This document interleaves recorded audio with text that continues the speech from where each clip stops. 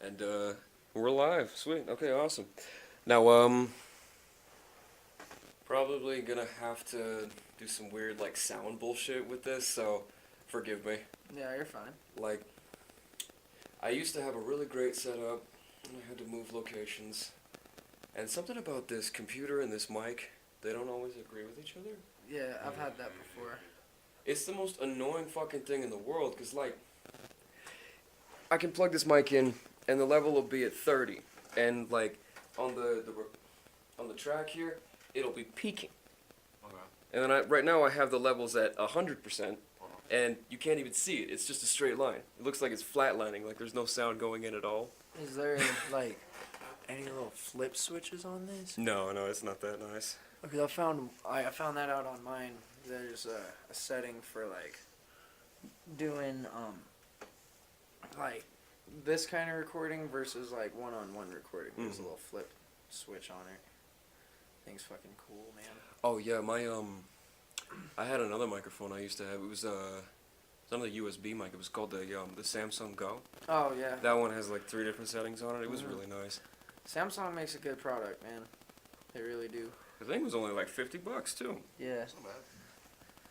Okay, so, like, we kind of just, I do this, I like to just, like, get right into it. That way it's not so formal, nothing scripted. I feel like that's, I don't like that shit. Word. You get that in the media and the news, and it's so fake.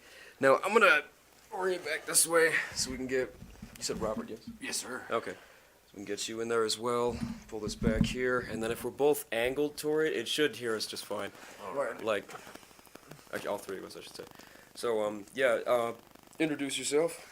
Yo, so I'm Legacy, Colorado Springs hip-hop artist.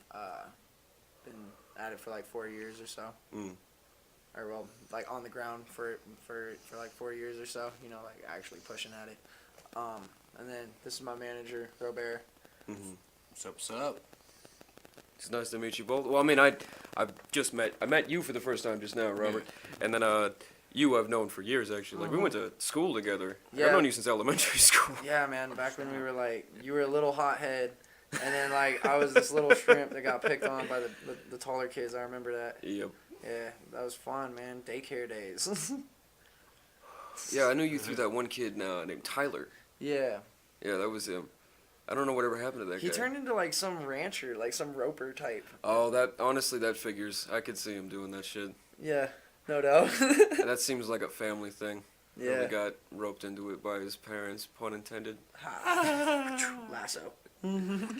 Okay, so I just had this on my mind. Like, I didn't even know about this till I read about it yesterday, but I have to bring it up because it needs to be fucking, like, people need to be talking about this until someone does something about it. How do you feel about this Cardi B shit? Bro, it's trash, man. Like it's Yeah, absolute yeah. trash. So, say if I as an artist took women to a hotel room and they had the idea that we were gonna have sex, and then I drugged them and I didn't have sex with them, but I robbed them. And then I admitted that shit, dude. My career would be over yesterday. And on top of that, this is something that a lot of people don't know. She actually did rape some of these men while they were drugged up. Like, she didn't just drug them and rob them. Some of them she fucked while they were drugged. That's man rape. And I mean, like, a lot of people want to say, like, oh, well, that's not the same as raping a woman. And you're right, it's not. Because when a man rapes a woman, that's a man raping a woman. When a woman rapes a man, that's a woman raping a man. But it's still fucking rape. Like, you touch someone in a way that they weren't okay with. Bro, and that's just not cool. I saw a whole SVU episode of this. You're right. Yeah, where, I think I've seen that one. Yeah. The PO officer pulls a gun on the dude and is like, "You either have sex with me or I'm sending you back to jail." And yeah, then they're like, "Well, can a man even be raped by a woman?" And it's like, "Well, yeah." Yeah, they can.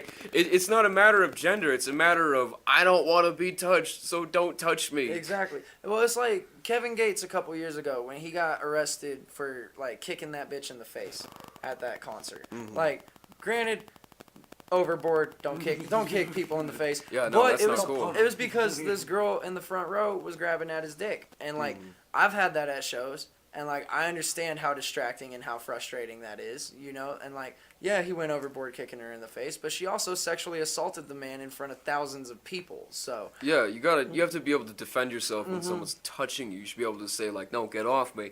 And if you're drugged, you don't have that fucking, you don't have that Exactly. choice. That's what makes it so wrong. Exactly. Like, Well, and that's what I was like. I've been arguing with people on the damn face space about it. yeah, me too. Like, And it's like some people think it's funny. yeah, it's like, like- dude, if a man was like, if she was a man, her career would be over. And that's nothing against like, oh, screw women. Like, dude, I'm glad that women are starting to have more power and starting to be able to have more say and shit and like making moves. And they deserve all the same respect, but they also deserve all the same criticism. Exactly. Like, Exactly. if you want to be held equal, you got to be held equal. You can't have this double standard of like, well, it's okay because she was doing what she had to do. But like, who do you think's gonna fuck Bill Cosby? Dude was just doing what he had to do. I know, no, right? Like, that's not right. I mean, someone made a good point about this. So, like, you could say that if you're gonna defend Cardi B, why not defend Cosby? I mean, he wasn't doing what he had to do for money. He was really lonely, and he needed companionship. Exactly. And he is an ugly motherfucker. Like, you're not gonna fuck the pudding pop guy. I'm sorry. I don't care how funny he is, how much money he has. He's a fugly motherfucker. For real. So that's what he had to do that to get by. And I mean, That's not justifying it. Like but that's using the same logic that they're using. that's my point. That's my point. Exactly. So, like, hearing that, like, trying to justify Cosby's actions by saying that, it's ludicrous. So, in the same way, you cannot That- justify Cardi's actions. Yeah. It's completely fucked up. Like, I got pissed off at a certain point, and I went onto Twitter, and I sent out a tweet to Pepsi. I'm like, why is the Cardi commercial still on the air? For Like- real though, man. like- Like I love that whole hashtag surviving Cardi is becoming a thing. Like, Yeah, I want to make that a popular fucking thing where people really get mad at her and then do something about it. Yeah. Because they raked Cosby over the coals. They raked Harvey Weinstein over the coals to Well- the point that honestly, as a man, when that Harvey Weinstein and Cosby shit was going down back in 2016, I was afraid to hit on women in public. Even to, like, look at them for more than 5 seconds. I was like, oh, fuck, I'm gonna get labeled as, like, a creep just because of that. Like, our whole gender was at risk of being labeled and demonized because of that shit. That's how far the feminists were willing to take it, to take these two guys it's down. like Aziz Ansari. Like, you remember what happened to him? Like, last year, he took some girl out and it was on a date, and she went to a reporter the next day, or like a week later or something. It was pretty soon after the date, and tried to like ruin the dude's career. And what had happened was they had this date. They weren't like super getting along. He took her back to his apartment, and like consensually he ate her out, you know. Yeah, And then he was like, "Do you want to move on further?" And she said no. And he's like, "All right, cool. Then do you want to just kick it and watch Seinfeld?" And so he just turned on. Seinfeld. Yeah, because he's just trying to make it like less awkward, I guess. Yeah, you yeah. know. And he's like, "Well, let's watch something funny then." And so he flips on Seinfeld, and they kick it there for like half an hour, and she feels uncomfortable and gets up and leaves. And then, like, that's the end of it. But he stopped when she said no. He like her receiving oral was consensual, you know, and then she tries to bring this man down, and like a bunch of people came out, even like women on the news. I remember this. Yeah. Yeah, and they came out and they were like, "Dude, what you had was a bad date. Like, he didn't assault you, but still, what's the last movie you saw Aziz Ansari in?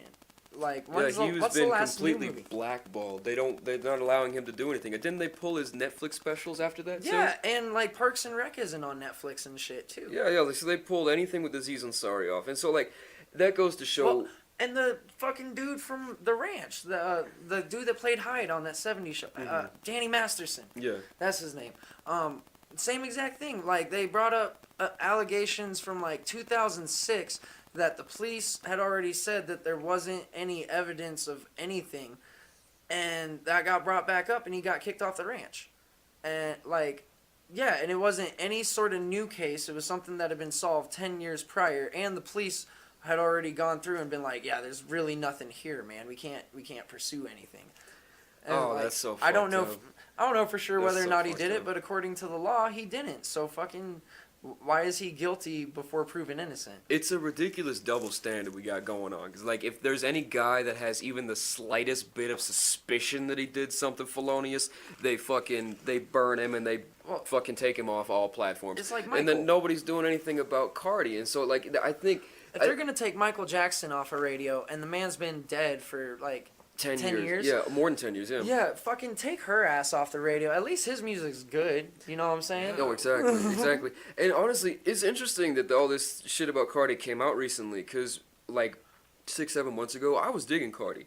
When I Like It came out and like she was starting to blow up, I jammed it a little bit. I felt that she was a good rapper in some sense. She wasn't like top 10 or anything like that, but she was better than some other people who are popular right now. And I thought it was, she had a couple of good songs. But recently, in the last like month or two, I got this weird feeling of like, I don't know how I feel about her. I got this like feeling in my gut that there's something off about her, something wrong. And lo and behold, this shit comes out that she's a thief and a rapist, and she likes to roofie people. I've never It's liked her, man, to be real. Like, one of the other things that she did is she would find exes that cheated on her and like say, oh hey, let's go out again, and then she would drug them and call up one of her tranny friends to have them rape the guy while he was drugged up. I didn't know about that. That's pretty fucked up. Yeah, though. yeah, that was like one of the guys came forward with that testimony, and like so that's where you're just taking it to this extreme level. So we could definitely say that Cardi B, what she did, is as bad or possibly even worse than what Cosby did. Bro, He didn't rob any of those women. He actually paid them after the fact. man, he like the whole thing. I've never liked Cardi. Like, I'll give her status props or whatever, and she's a good figurehead, just like 6ix9ine is a good figurehead, you know what I mean? Right, just like Michael Jackson was a good singer. Exactly. But the fact of the matter is, He might have touched little boys. yeah, he might have touched little boys, and just like with Cardi, the fact of the matter is, she did drug, rob, and rape some of these men, and like, I mean, she did drug and rob all of them, but she raped some of them, and so like, it's just, Well, you gotta take her out, you gotta burn her, like, well, dude, just, and like burn her off all platforms, get her off the internet. to me, she's a big problem of what's wrong with society. Is she's one of those and I've been saying it literally from since that stupid Money Moves track came out. It's like she's one of the girls that just makes it popular to just be ratchet and makes it as a thing. Point there, yeah. Like she makes it to where it's a role model aspect for kids, to where like, well, Cardi made it and she can barely even speak English. So, and not in like a foreigner sense, in a like she doesn't even fucking know the language. Yeah, and I think English is her natural language. She's I've from seen she's all the- from New York. She's Oh, born yeah. here. Like, I've seen all these funny videos a friend of mine showed me where it's like compilations of 60 seconds of Cardi B being Cardi B. You guys seen that shit? Yeah, bro. Those are so fucking funny because she doesn't know how to speak. at all, bro. She And sounds retarded. and- I think she could be on the spectrum. Like, we gotta... I'm saying that half as a joke, but half seriously. Like, what if she's a little bit autistic or some shit? What if she's a little bit slow? But man, that shit's funny. But no, like on a serious note though, I feel like that kind of shit is what's making society be so fucking stupid, bro. No, I think you're It's absolutely like, right, yeah. Artists like that are making it a popular thing to not be smart, you know? And it used to be like, if you go back and you listen to like Run DMC, they talked about how, and granted, super old school and not my favorite, but they talked about like how they would, instead of like selling drugs through the streets, they would actually like go and use that, or like take the money from selling drugs to go to college and shit like that. Oh yeah. Like, they would talk That's about what like hip-hop coming was, from yeah. a hard place and using it to like basically fuck the system and make money. Not, well, I'm a make money off of being a hoe. I'm gonna make money off of shaking my ass. I don't need to know how to rap well. And it's like, dude. Oh yeah, like there was some guy who came out recently, like a year or two ago on Instagram. It was like either Lil Pump or Tekashi. Is it like, fuck all that lyrical shit, man. Like, I don't really fuck with any of that lyrical stuff, you know? Like, I just do something different. I do my own thing. I don't remember everything that he said, but the main thing that stuck with me was he was just like, fuck that lyrical shit. Like, it's bad to be intelligent with your lyrics. Like, that doesn't make any damn sense. Well, hip-hop is supposed to have a message. It's supposed to have some depth to it. Well, not all the time. Yeah, not all the time. You Because, got like, party tracks and well, shit. yeah, It can like, be cool and kicking it, but think about the heartfelt songs. The one about exactly. like when you're going through a rough time Well, and you're and talking about your that's pain. the music and that has longevity for sure. exactly. But I'm also from the generation where we did turn up to Little John. You know Exactly. what I mean? Oh yeah, and there Like, was 50 Cent on the airwaves in the club was the most popular song. yeah, and like so fucking Yeah by Usher and Ludacris. And like Yeah, oh, Ludacris, man, he's the Dr. Seuss of hip hop. Like he good, but like his rhymes are so A B B C C like. But once again though, it wasn't just Gucci gang, Gucci gang, Gucci gang, Gucci Yes, gang, exactly. Gucci gang, Gucci gang, Gucci Gang. Like you could look at what they were doing in the early 2000s, like 50 Cent, Ludacris, Lil Jon. Yeah, and there was some depth to that. Not very much. Not as much as like some of these underground rappers, or like even like a J. Atmosphere, Cole or Kendrick. yeah, type. some of the like they definitely have depth. They really put some thought into what they're saying, but. There was definitely some depth to what they were doing in the early 2000s too. It was just a different kind of depth. Yeah, and They were like telling especially if you dive into the album, then you don't just listen to the radio tracks. Like there was some real shit in there. Like 50 Cent, "Get Rich or Die Trying" was actually a real ass album if you take away the 2 radio bangers on it. You know Yeah, he had some real stories. Like that one song, I think this was on the radio, but it's a really interesting story. That song, Many Men. Yep. He's talking about he got shot 9 times and survived, and then went and took out the dudes that did that to him. That's a real fucking story. That's some gangster shit. For real, and that is some gangster shit, dude. Like, and that's another thing with hip hop is like gangster has been an aspect since like the early '90s, and it's like it's a real thing. But today it's not even real gangsters. It's businessmen. If you Instagram gangsters. Exactly. Like look at Offset. This dude talks about how many drugs he does and how he does them all the time.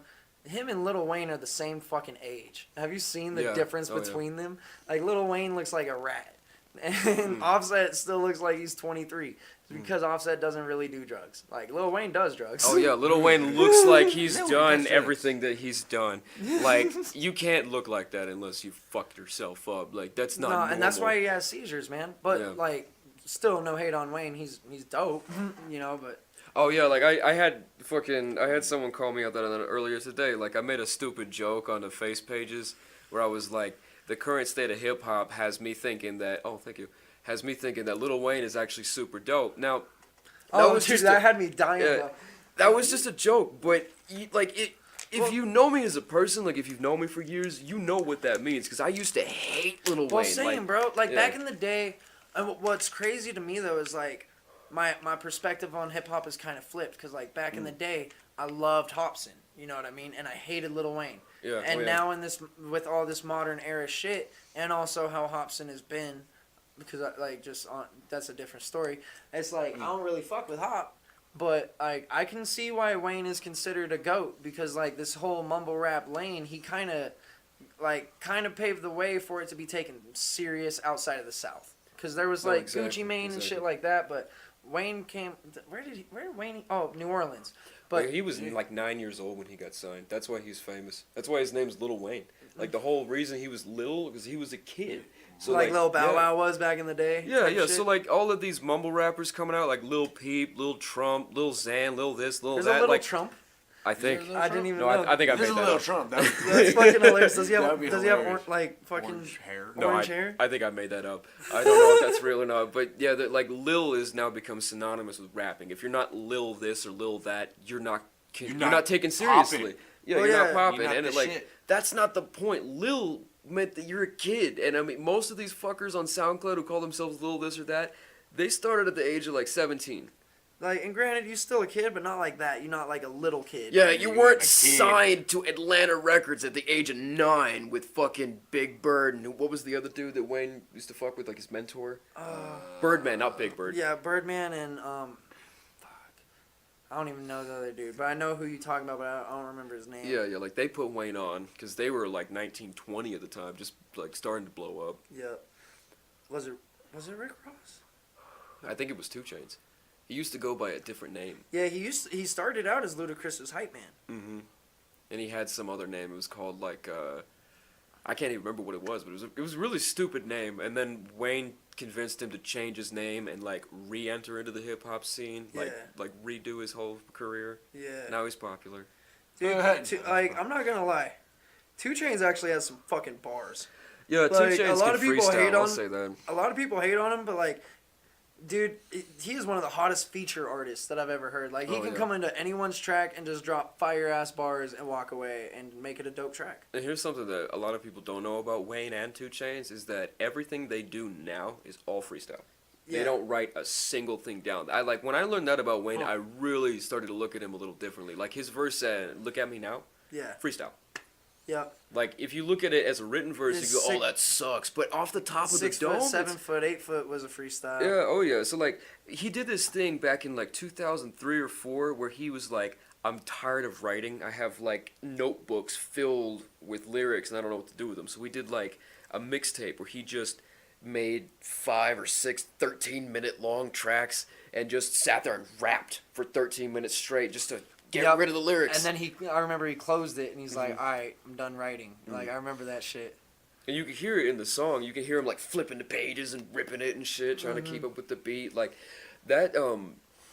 I have a lot of respect for a guy who can do that. No doubt, Like, man. just say fuck writing. I'm gonna keep it off the top because you could do some cool shit with freestyle. I'm not gonna lie, I'm not that good of a freestyler. Yeah, I have to practice a lot even just to be mediocre at it. Like, but I can write really fast. You know what I mean? Like, I can write 16 bars in like 20 minutes. So. Yeah, well, same here. Like, I'll fucking get together with someone to do a collab and write the verse like that day. Find the beat that day too. We're like, hey, what do you guys want to do? And then we like just let's smoke and do it all. vibe. Most of the time, my collabs is like 4 hours of talking with each other and about an hour of getting the song done. Exactly. Same here. You like sit there and talk about the pyramids and crazy bullshit, and Aliens conspiracy, and shit. aliens, and then eventually you're like, okay, we got to get a track done. I got shit to do tomorrow. Yeah, we got work to Yeah, do, man. no shit, man. All right, so there was a couple of things I wanted you to talk about on here. First and foremost, where did the name Legacy come from? So, when I started writing raps when I was like 10. And my name, my legal name is Eli David Kelly. So my hip hop name at the time was EDK. Before IDK was a thing, texting wasn't a thing, so it was whatever. And then texting became a thing, and everyone started making fun of me, calling me Eli Don't Know. And yeah, shit was funny, bro. Oh, that's sad. I'm sorry to hear that. Oh, that's okay. I don't know. It's all good. It's all good. Then I was working on a track at the time called Legacy, and I was like, you know what, I need to reinvent myself, and I couldn't think of anything but this song that I was writing I really fucked with, and I just started calling myself Legacy, and I wound up actually never recording the song. Like, I lost the notebook, I don't even remember what the fuck it said, but I remember that it was called Legacy, and I fucked with it really heavy, and I fucked with the whole concept of it, and from that point, it just kind of stuck. That's a really cool. That's fucking awesome. Hey. I like that. That's similar to where Nameless came from.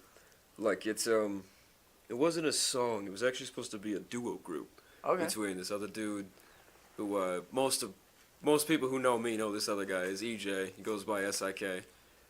EJ Crozier? Yeah, EJ Crozier. Yeah, so we were supposed to be a duo group called Nameless Gangsters, and like that was back in high school. We were like 16 when we came up with that. I had the name Cannibal, and he had the name Schizo. We was gonna be like this juggalo gangbanger type shit, and that never panned out at all ever. Like it was like 3 years later. I had been writing and thinking about making music for years, like since I was like 14, I think, maybe earlier. And one day I was like, you know what, fuck it. I got one song that I feel like I'm ready to just record. So I bought a beat, and I was like, I don't want to be Cannibal though, because I'm not gonna put myself out there as like a juggalo rapper specifically. Yeah. I fucks with juggalos. I used to be. I still am a juggalo, but wanted to be kind of like in the strange lane where yeah. like you fucks with juggalos, but you're not entirely a juggalo type shit. Exactly. Like I definitely say that I was a juggalo heavy in the past, and I still call myself a juggalo now. But that's not the type of rap I want to do. My biggest influence with rap was Tech Nine. So like you said, I wanted to be in the strange lane. Fuck with Tech, dude. Oh yeah, so like I went back and I was like, Nameless, that's a pretty cool name. Like I cut the gangster part off because that was felt forced, and like I put this whole new spin on it. But it was just like, That'd be a cool EP though. oh, Nameless Gangsters. Yeah, That'd I might be like a cool project name. we might end up doing that. Me and EJ. It could be a thing. We're working on an album right now. It's supposed to be called Death Remedy, but Nameless Gangsters would be a cool thing too. I might talk him into changing it. But no, it's cool how that happens. Where like when you start making music, you have no idea where have no idea what you're gonna do, you're gonna do it, and then your real persona, the real one that actually works for you, that comes from outside of you or from some obscure source. Yep. Well, Like- and that's one thing you have to learn how to do is how to like put. Like, in my case, put a little bit of Eli into Legacy. You know what I mean? Like, make it your own thing, make it your own personality. You have your own kind of shtick and sound, and, like, people not in a bad way, but people know what to expect from you. And, Yeah, and then it's really cool taking that, what they know what to expect, and flopping it and being Oh, like, exactly. You keep like expanding on your own mythology. So exactly. like with what legacy to you? Is it sort of like? Because this is how Nameless is to me. Is it sort of like you stumbled upon the idea of legacy, and now you get to just build upon it, and you're not really making it up. It's more like you're discovering it. Exactly. It's like you found this big diamond in the dirt, and you're sitting there digging it out because it's already there. It was already like this fully formed thing that you discovered. Yeah. And it like takes over whenever you're doing your music or recording a track. Yeah, and then just like you find out more and more about it the deeper you go. You figure out more and more about how you want to be as an artist and like how you need to be as an artist because that was already like in place. You just had to figure it out. Exactly, Like, exactly. It's already kind of based on your personality and who you are and how you just interact with people and the way you think. Like, because you and I make two different types of music and. Well, they're not that different. Not I know, super I different, think but I make all kinds of music. I've done everything from like folk music, bluegrass, to hip hop, to pop music, to R&B, to reggae. Like mainly I do hip hop, but I'll do like see, I've just literally finally been starting to branch out, because like one, for the longest time been terrified of singing. Oh yeah. I'm super tone deaf. But on this last project, this Hungover and Heartbroken that I dropped a lighter. Could you hand me that pen that's right there sure. real quick? But this last project, the Hungover and Heartbroken that I just did, there's a, Oh, when did that come out, by the way? last Monday. Last Monday. Oh yeah, that's the one I wanted you to talk about. Yeah. Yeah, March 18th. And there's a track on there where I actually sing, and my girlfriend comes on and she sings. She's a really dope singer too, like way better than me. Makes me look kind of like trash, but it sounds like my singing sounds okay. You know what I mean? I found the right sound for what I need to do, and I'm starting to finally get to where like I can do more than just hip hop. I can do more because I was always on like this trying to be like in between J. Cole and like Logic. Yeah. Kind of range is always where I was like trying to be in between, and now I'm like, man, fuck staying in this little box. Yeah, yeah, because you can do a lot in that category. Because I know exactly what you're talking about. It's like a semi-mainstream, semi-underground, but very lyrical. Exactly. Like you can do a lot with that. Because as long as you're being lyrical, you can really put some depth into it if you want to. Yeah. But that's still a small lane. Like being a lyrical hip hop and artist, staying like, in that sound, it like Yeah, eventually it all just starts sounding the same. And one thing a lot of artists forget is like people that listen to music, most of them aren't artists. Like most of them don't dissect it the way we do. They just want to, like, they don't sit there and listen to every single word and hang on everything until you get super fans. Like people don't do that. Oh yeah, so and You like need to really just make it sound like aesthetically pleasing and aesthetically different, like because to them it all starts sounding the same. Yeah, you have to actually tone your depth down a little bit. I tried that a couple years ago with this EP I did called Sevens. There was a track on there called Positive Movement, and it was like, I still put some depth in it because I try to do that with every song, but I had to like pull back so much to the point that it sounds more like a Beatles song. Yep. Like it's this cool vibes and just saying kind of catchy, happy things, and like. Well, and that's exactly how the singing track is on mine. Is Yeah, it's all, I've heard that song. It was a good one. That's the one where when you put out the single, there was like an old school car on the cover. Yeah, yeah. What car was that? dude, I don't even know. Oh, real. yeah. I think it's like a Ford Roadster or something. I was gonna say Roadster. Yeah, that's what it looks like. It's like a 41, 42. Yeah, but That's a nice car. hell yeah, man. Not gonna lie, stock image on the internet. Yeah. But like free use stock, or well, like public use stock image, and then I can do kind of whatever I want with it. That's where I get all my shit. Like sometimes I'll take my own pictures, but you can't take a picture of the fucking galaxy. No. You can't get pictures of space. Nah, bro. For You real, gotta though. go online for that shit. Unless you have like a telescope, but even then it doesn't. That's tough, man. Like you gotta have a lot of money. Yeah, you gotta have like a $20,000 telescope setup that can take like photos and shit, Yeah, like and high then have quality. a really nice computer that can handle that size of photo and Yeah, shit. oh yeah, like you gotta have a serious Alienware desktop to do that shit. And at that point, you're an astronomer. You're not making hip hop anymore. Like, Yeah, if you're spending that much, If you spending that much money for a picture of stars, bro, you just became an astronomer. exactly. You're one of Neil deGrasse Tyson's buddies. Bro, I fucking love that guy though. Oh, I know. I'm trying to get him on at some point. Oh, bro, that would be so lit. I heard, like, I watched the Joe Rogan podcast, and he said he really likes coming and doing podcasts, so that'd be lit. Oh fuck yeah, I love whenever he does the Rogan podcast because like they can just sit there and For like 3 hours, Yeah. man, and just go off. It's lit. Him and I were watching it at work one day, and we were like just sitting there mind blown.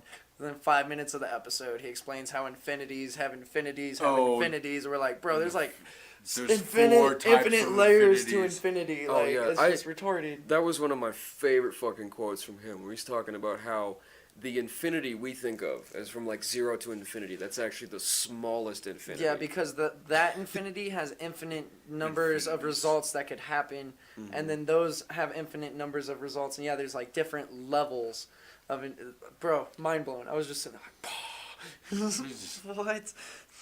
Like, when Too much. That's the kind of shit I like to think of when I'm tripping balls. Facts. Like you listen to that on mushrooms and you can kind of get a grasp of it. Like when I heard that, I came up with the idea of infinity math. Okay. I was like, so what would happen if you started fucking around with these numbers?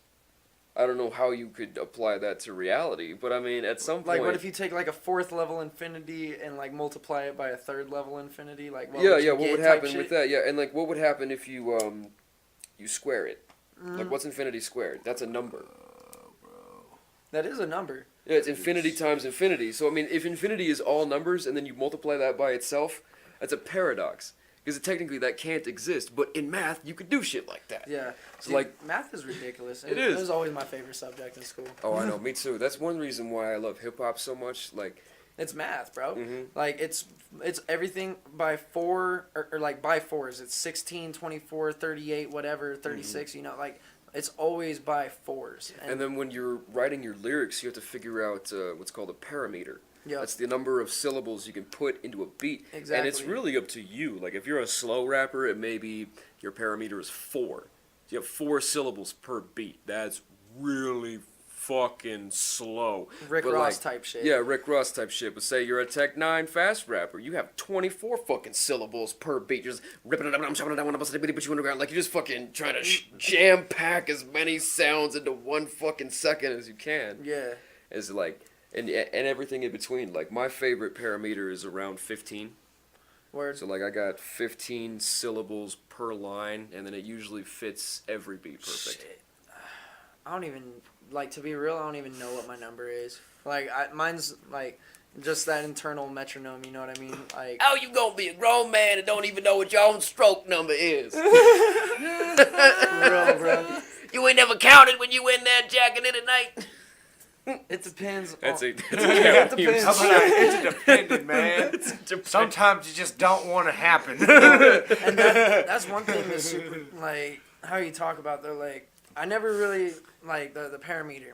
I never focus on, like, the numbers in my parameter, but, like, I do, like, I feel it, you know what I mean? Every artist can feel it. At least Oh, every yeah. good artist can feel it. I know what you mean. I don't count anymore. I had to when I first started because I couldn't quite feel it out naturally. I would like go off beat and on beat and like. It's a tough thing to figure out. Yeah, like, oh yeah, and it's something you gotta teach yourself how to do. Like, have you ever noticed like lower level guys who are just starting out? you can always hear that that they're doing awkward word in the bar, and you'll be like, "Damn, bro, like 12 of those 16 bars were good, but you had 4 awkward ones. it. You stumbled up and you were like going all over the You place. held this syllable that wasn't supposed to be there. You know what I mean? Like, you should have just added like a little quick filler word, like a 2 or an A or something. You know what I mean? Like something like that. Or a yeah, or a bro, or Yeah, a boy, or like just even an an ad lib. ad-lib. Yeah, Yeah, exactly. just yeah in the background or something.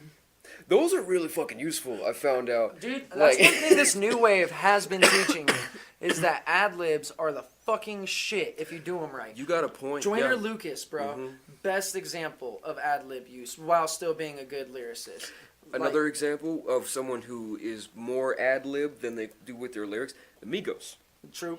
I saw this. EJ sent me this fucking video on Facebook a couple days ago. It was how to make a Migos track in 5 easy steps. It was like pick your beat, come up with random words and then rhyme them together with no meaning whatsoever. Like it literally doesn't even have drop top, smoking the cooking the hot box. Exactly. And then step 4 is come up with your ad libs. Your ad libs have to be fire, or the track won't be fire. They literally said that in this instruction video. No, it was a parody. They're making fun of Migos, but that's what they do. So you're absolutely right. Yeah, they focus more on the ad libs than their own words. Did you see that time when like Joe Budden got into it with Migos?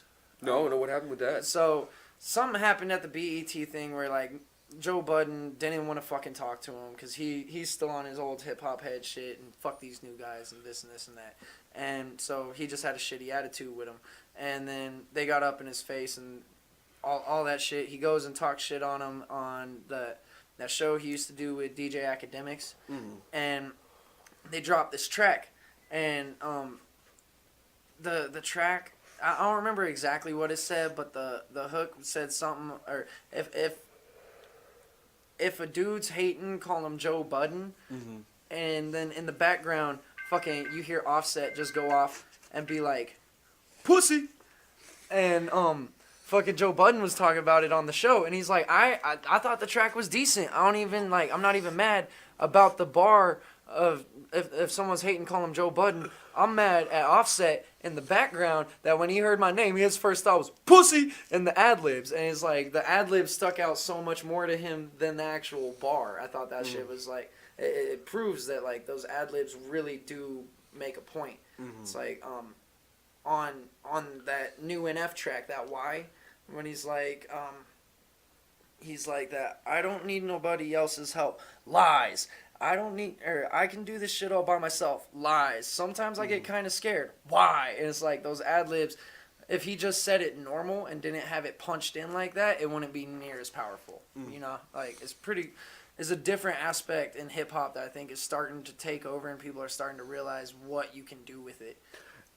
I think it's good and bad implications. Like with what Migos is doing, where they're making it to where the lyrics don't even matter. Yeah, it's just having like Yeah, like random fucking noises with your mouth, and that's what people are fucking dancing to and going, "This is lit." This is the shit. Yeah, they got computers for that, bro. Yeah, like you can literally do that with sound effects. Just hit a button on your keyboard and it goes, like yeah, like straight up. Yeah, so that bothers me. That I don't think that's a good thing. I But agree. with what you just said with NF, that shit I actually like. Where like they're incorporating it into the verse and the chorus in a way that actually makes sense. Yeah. It's like this split form of poetry where it's not A-A-B-B. It's like A-B-A-B and then interwoven between A and B. There's a C and a D. Well, it's like reading M's or Kendrick's lyrics, and then you start seeing all the internal rhymes. It's just like they add different internals into it, and instead of having it be like a multi-syllable internal, it's like a weird little piece out of nowhere. So it'll be like a A-B-C type rhyme scheme, and then out of nowhere there'll just be like a G. Out of nowhere that rhymes down with here with a G. Like 7 bars later, and it's like a 7-syllable word, like onomatopoeia. You're like, what the fuck did he throw that in there? Why is this and then here? you hear it a couple times, and you're like, oh shit, it all ties together. Yeah. Eminem is a genius with that. Oh yeah. I saw a video a few years ago where like someone actually broke down the song "Lose Yourself." It's like almost every single word in that song rhymes with another word. Yeah, it's like I read that where they color code it and shit, and there's seriously like 4 words through that whole first verse that aren't rhyme, like part of the rhyme scheme. It's just ridiculous. And that's one thing that's cool too, is like when you get better, you just start doing that without noticing. Mm-hmm. Like now, I'll write music, and like to me, when I'm writing it, it's just a simple A B B type rhyme scheme, and then I'll listen to it, and there's a whole bunch of multi-syllable, or like where it's like inside of a bar, it'll be a B, and then the next bar will be a B or a C B type rhyme scheme. It's like you start just doing it where you don't even notice it. You know what I mean? Oh yeah. I'm getting pretty good at that too. Like I just wrote a verse the other day, where like it wasn't just like internal rhymes. Like I was trying to break the verse into pieces where like the lines all went together as 16 bars, but like halfway through a line it would stop. And then a new line would start, and like there were rhymes all in between like the 2 half lines. I feel that. Then like in the middle of one line, there was another rhyme that went to the middle of the next line, and like all of this interwoven shit, trying to not just get more crazy with the rhymes, but also the way I'm hitting the pocket Exactly. Like, there's something that pro rappers can do. People who've been doing it for like 10 years or more, where like they don't have like a 4/4 tempo. They'll write 16 bars, but the way they hit the pocket is just Insane. yeah, it's insane. Like they instead of hitting the snare at the 4/4 count, they'll like hit the kick, and then not even touch the snare and come back on the next kick. And I think I'm starting to get there. Mhm. Like I've been with this newer project, I've been noticing it like that that track Hey that I have, and it's mostly with like jazzier beats. I've been noticing like jazzy swing type beats. Oh yeah, the funky ones. Yeah. Yeah, like I've been getting to where I can hit this cool pocket where my lyrics will go at the same tempo as like a jazz double time snare. You know what I mean? Because like I used to be in band. Yeah, and yeah. played saxophone and like I played the tenor sax and jazz band and all that shit. So like I understand. I think that's why I'm more comfortable with these jazzy beats as I'm figuring out. Is like it's shit that I already have that tempo like stamped into me. You know what I mean? So like I was able to take it from where it was just a and turn it to where it's and constant for like 14 bars where I did it all on one breath, and it was like retarded. I've never been able to do shit like that, but it wasn't just hitting off that snare. It was like any sort of sound that was in there I was bouncing off of and double timing. Okay. And it was Okay. fucking cool, man. I like doing shit like that. It's really fun when you can do that with a track. Like if you got the words written right and you got a beat that's really funky like that, when you can sit there and you can touch every single noise in that beat, just going all over the fucking place and still being on point with the tempo. Exactly. It's fun. It feels like you're literally bouncing off the walls. Yup. One Like- thing that I still haven't figured out entirely how to do, and that I think is like really one of the like the excellent like it shows that you're just an absolute excellent MC, is like when you can on purpose go off of beat Yeah. and then pull it back on like just flawlessly. That's what I was talking about. Like these pro rappers do that shit where like I've been trying to do that, but it's like that's some real skill right Yeah, there. to where you that's can a- like purposefully make it awkward and then smoothly come out of the awkwardness and land right back on tempo. to the point to where it sounds better than if you had stayed on tempo Exactly. the whole time. Like there's this one verse, it's in a Cess Crew song. Do you guys know Cess Crew? Yeah. So in the Famished remix, one of the guys on that track, I think it was Cuddy Sliz. He the way he hits the pocket is exactly what you're describing. Like he's going, he's starting on tempo and then he's purposefully going off beat to say some crazy shit, and then he pulls it back on beat, and it like the way he's hitting the pocket is something that I do not know how to do. Yeah. I will eventually. I'm gonna fucking keep studying until I figure out how to do that. But there's a different kind of feel to it. Because, like, when you hit the pocket at a 4/4 tempo, you're going for the snares and the hi-hats. There's, like, a Exactly. count that you're going for. When you're going offbeat, there's no count that you're going for. And, like, one thing that's definitely starting to take, or, well, has been taking over, it's not starting to, it has been taking over hip-hop, is the triplet tempo. And doing that da-da-da-da-da-da-da-da-da, da-da-da-da-da-da-da-da-da. I've noticed that, yeah. Instead of having it be like, Da-da-da-da-da-da-da-da-da-da-da-da-da-da. Like a consistent exactly, they've been hitting that triplet where it's like, do-do-do-do-do-do-do-do. Exactly. Do-do-do-do-do. And Yabbity, hoobity, hobbity, shoobity. Like, that came out of Chicago. I know the dude who first started doing that. It was back in, like, 2013. no shit. Yeah, it was this guy that's not very well known. He claims to be the first guy who did it. I doubt he's telling the truth, but Well, it's like E40 with the shizzle language, like that Snoop Dogg talks about. Yeah. Everyone says, or well, he says he created that type shit. That's pretty cool though, man. Is hip hop one thing that I really fucks with about it right now in this wave, in this whole new era? I actually really fuck with it. A lot of people aren't super about what's going on, but I dig the fact that it's kind of getting back to the 90s of, and I don't mean that in a bad way, but like the 90s was a time period in music where you could literally do whatever you wanted as long as it sounded good. yeah. Like yeah. as long as you could make it sound good. If you go listen to alternative music from the 90s, it is everywhere. Yeah, And like oh, hip it's all hop is over the kind of place. turning in, like certain parts of hip hop are kind of turning into like an alternative. And I feel like I'm starting to go down that lane too. Yeah, same here. Is Like, where like I'm not that super mainstream. I have some poppy sounds in my shit, but I also don't sing really. You know, like I do a little bit, but when I do, it doesn't sound like fucking Khaled.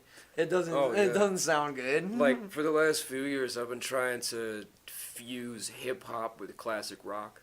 I love So, classic rock. Yeah, I think it would sound so dope if you got that like that would be a combination, my man. oh yeah, and, like I've done like 3 tracks of this. My only problem is finding a guitarist who I can actually work with. Like the first track I did, my guitarist was emotionally unstable, and he disappeared. I don't know what happened to him. Damn. Oh damn. And the second 2 tracks I've done with a man named Joe, who is a narcissist, and Oh, jeez. very, very difficult to work with. And many other guitarists that I've met that I've tried to work with are the same way. Bro, It's narcissism in guitar Bro, playing. it's the like, same yeah. exact thing in hip hop. Yeah, a lot of hip hop artists like, are so full of themselves. It's a little annoying. Other than the people that I keep in my crew, and the people that know that I fuck with them. Other than that, I just really don't I don't even try to reach out to people that much anymore, because I've learned that there's just so much ego shit in hip hop. And granted, I'm a little bit guilty of it with certain shit, you know what I mean? But there's all I've worked really hard to get to where I'm at. Exactly. I don't know, man. There's just a bunch of cats that haven't put in that same amount of work and aren't in that same spot that think they're in a higher spot. Right, like I had a line in a song I just put out. It was the Taste remix. I said, if you haven't paid your dues, then don't act like you're pricey. Oh, I fucks with that. That's a good bar. It's like, it's got some wordplay in it, but that's some real shit right there. Yeah. Like, you can't sit there and act like you're this top tier expensive rapper. So, I'll charge $1,000 for a verse. Like, dude, you've never even done a show. Exactly. Like, you've bro. never paid your dues. Exactly. Like, man. nobody in the local scene knows who you are. I probably sound like a hypocrite to some people right now, because if you listen to my music, I'm ridiculously arrogant in my music. I have that, But that's like... the persona. Yeah, that's the persona That's I do. not meeting you in person. Exactly, There's exactly, a difference like- between how you are in a track and how you are when in person. Right. Like, if you meet me in real life, I'm one of the most humble people you'll ever meet, and that makes me sound like I'm not humble. I'm the most humble. That's an oxymoron. You can't be the most humble. But Anyway, no, man, I feel that I've been. I try to be humble. I try not to say or even think that I'm better than anyone else, whether it comes to music or just being a person, Well, because those are just opinions. Like good, bad, who's better, who's worse. That's just an opinion. That shit doesn't even exist. Like yesterday, Like, I got. Who decides? Who really decides? Like, who's the judge that says what is good and bad? You know? Sorry, I just No, keep you're going, good, man. keep going. Fucking to this point of egos. Like yesterday, I let mine get the better of me, and I caught it. It's there's a company. I'm not gonna say the name, but there's a company that is doing cipher videos, and I was like, all right, cool. I'm about it. They're a pretty big national company, and I was like about it. And then we get in contact. They're like, it's gonna be $100 to do it, this and this and that. I'm like, all right, that's cool. I'm totally down to pay for promo. I'm like, all right, let me send you this beat. And I get the beat, and bro, it's trash, man. It really is trash. Like, not to sound like that dude, but it was horrible. And it sounded like some Law and Order sample shit. Like, Oh my God, I'll are show- you serious? I'll Yeah, show please you show me off when we later. go. Yeah, I'll show definitely. you off here, Oh bro. my I still have God. it. It's horrible, but it's like,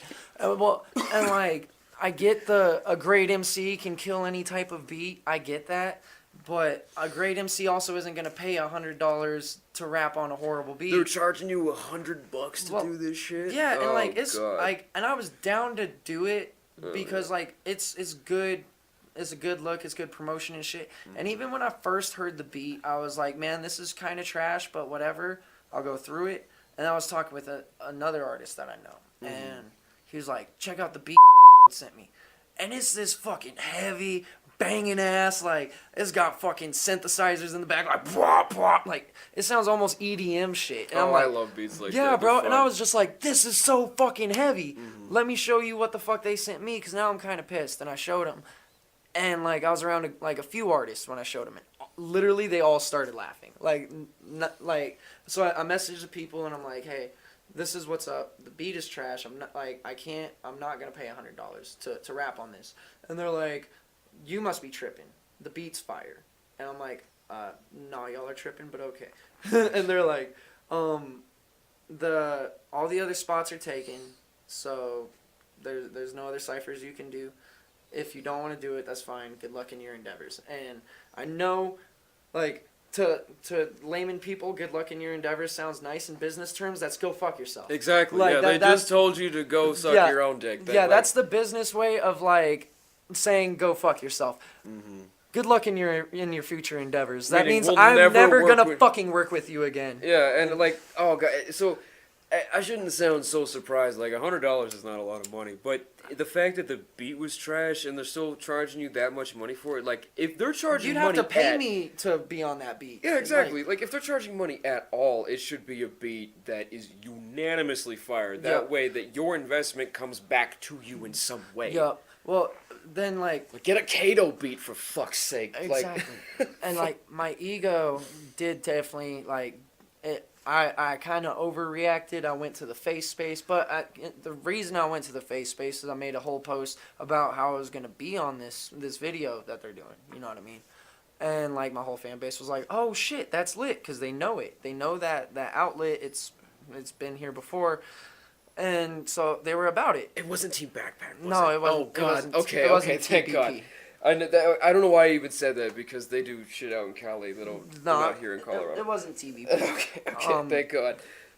Anyway, keep going. Nah, I still haven't really worked with them. I've heard of a lot of shit, and that's kind of why I've stayed away. Mm-hmm. But like, so I kind of go off on the face space, all right? Mm-hmm. And then it gets the scene pretty riled up, and I'm like, all right, well, I'm talking with one of my artist friends, and he's like, you should post a clip of the beat so people know that you're not just bitching, like that it's a real thing. And I'm like, all right, word, that makes sense. So I post like 30 seconds of the beat, and then it just blows up even more. Like it just becomes this huge, big fucking deal, and like I realized that when it became this big fucking deal, that like, man, I let my ego get in the way. And like I do have a bunch of people that tell me like, this is a really unprofessional way to handle it. I'm like, you probably right. But, and to me, it was also a really unprofessional way that it was handled on the other end. Because I did come to them directly, and it just turned south from there, and I felt like I had to make an announcement. But I did, like, I wound up taking all that shit down, making a like, I'm sorry about it post. But, it's like, at the end of the day, I was able to check my ego, you know what I mean? And like I realized that it was an issue. And a lot of cats out here can't even do that simple step of like realizing that when your head's getting a little bit too big for yourself. Yeah, it's like I think this happens to everybody. It's part of the human condition that you have two sides to yourself. Like there's the side of you that's clear-headed and rational that makes good decisions, and then there's the side of you that's a little bitch. And like that's your ego, that's your doubt, that's your fear, like all of the every person has a little bitch inside of them. Exactly. No and matter like, who you are, like and the fucking Rock has a little bit of a little bitch inside of him. That's why he works out so much. Like that's how he conquers his little bitch. Like that's one way to do it. Like if you can find a way to literally beat the bullshit out of yourself, whether it's physically or through meditation or you run a lot or even just fucking like therapy. Even therapy, yeah. Like, but you have to do something pretty much every single day to keep yourself on an even keel and make sure that you're staying in the good part of yourself and not letting the bad part come through and take over. Exactly. Because if the little bitch takes over, then you start making bullshit posts on Facebook, and then you start letting your ego control. And like, I did have a bunch of people message me, and they were like the people that were saying you're being unprofessional. They're like, I understand though, like, because the reason why I went off was like I felt super disrespected as an artist. You know what I mean? Especially as a pretty prominent artist here locally. Like I have a pretty solid fan base. I do make money off of my music. I make money off of merchandise.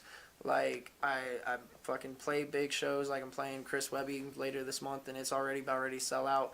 I fucking did a headline at Sunshine that pulled like last week that pulled decent numbers, and the one in November pulled even better numbers. You know what I mean? Like it's just like I'm actually doing some shit, and these dudes send me the worst fucking beat that they could have sent me. I felt kind of disrespected, and I still feel that I was justified in being disrespected, but I shouldn't have reacted the way that I did. Exactly, And that's exactly. like it's part of growing as a person. That's a really hard lesson for anybody to learn, where it's like, it's okay to feel what you're feeling. If you feel disrespected, you get upset about something. It's okay to feel that way.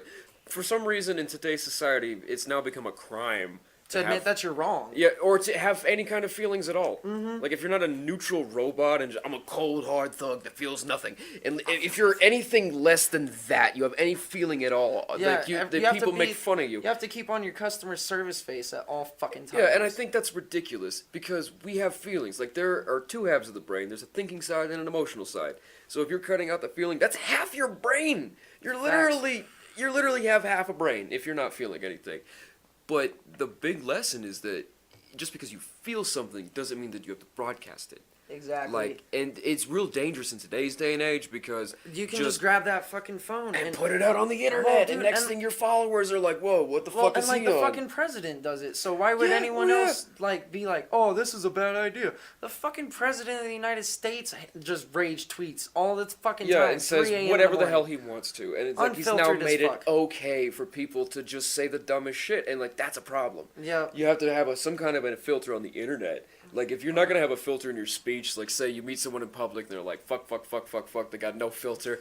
That's okay, because that's like a public level. Depending on the scenario, you probably shouldn't do that at work. But say you meet someone at a bar, I think it's okay to swear in a fucking bar. But like not like on the internet, you do have to have some kind of a filter. You can't sit there and say anything because Yeah. people Gotta are have gonna some couth. misinterpret it. Yeah, you gotta have some couth. Gotta have be couth. smooth. You cannot Exactly. be Well, yeah, a you moron. can't, and especially like, and I hate to have that like conceited sound, but when you're an artist that people watch, like when like people actually pay attention to what you do, you gotta be extra careful with it. You know what I mean? And like, Oh, yeah. I'll catch myself real fast a lot of the times where like someone will say some smart shit on Facebook, and I'll just be like, "You're a fucking moron," and then right away I'll just be like, "Shit, delete," like delete the fucking Oh, yeah. comment. Like, I always have to go back and do that shit. Like I'll make up status because I'm all up in my feels and I'm like pissed off about something. And like 2 hours later, I've calmed down and I realize like, why did I post that on that's Facebook? exactly what happened with was like needs I to know was so better. fucking heated or oh. No, you didn't say it. Keep going.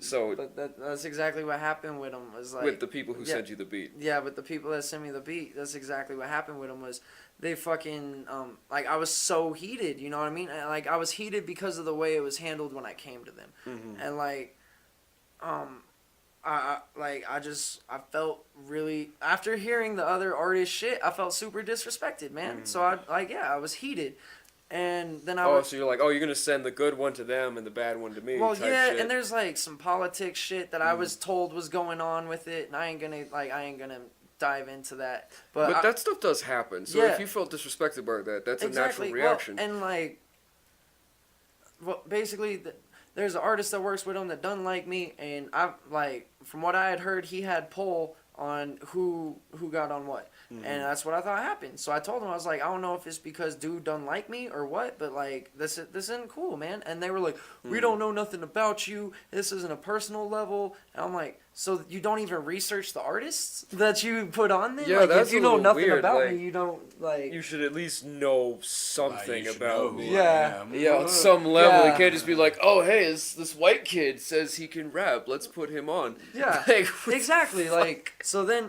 either you didn't take the time to research me as an artist, and I feel a little disrespected for that, or I feel a little disrespected because y'all pulled some shady politics shit. Yeah, and they probably were, and then when you confronted them about it, they had to lie to you because no one's when people are being shady like that. You can't play politics in hip hop. Everyone knows it goes. Like it goes on in the city. no, Just it happens I've worked. all the, especially in this city. Yep. Like, Oh yeah, bro. I've just finally worked myself into a decent position where I have enough pull with some politics. You know what I mean? yeah, But, that's like, why I don't do shows in the Springs very often. Is because it's I all don't. politics. Bro. Yeah, it's not that I have like that anybody's against me or that I've been blackballed. I just don't feel like dealing with it. Like every time I fucking try to get on a show, I'll look at who else is on there, and then I'll start hearing things like, oh, this politics, that, the gossip, this, and then I'm like, fuck, and then I just have to pull off the show. It's like, I don't want to be involved in that. Like, fuck it. Like set times and this and this and that. It's Like all of these weird little things that I'm like, good God, can I just rap? Yeah. Can I just See, sell just some like- tickets and rap, The cool- please?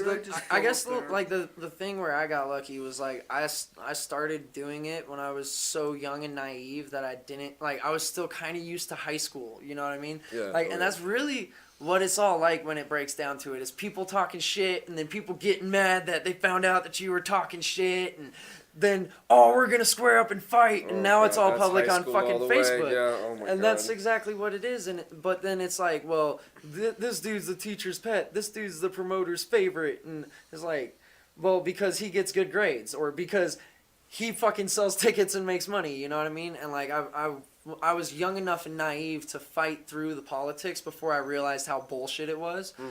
And now I'm at like a decent enough standing where like, I see the bullshit, but I'm like, I have enough pull with this bullshit that like, fuck it, it doesn't bother me, but it's bullshit. It's totally bullshit because some of the best artists that I know don't get on big shows. They don't like my drummer Bino. He does the drumming for me. He also makes R&B music, and this dude is one of the coldest cats in the Springs. Like he can sing, he can play drums, he can play guitar, he can play piano, and he's just fucking good, yo. And his music sounds kind of like Post Malone, but you can understand what he's saying, and he talks about more than cars. Like I love Post Malone, but like he talks about more than cars and jewelry. Like he talks about some real feeling shit.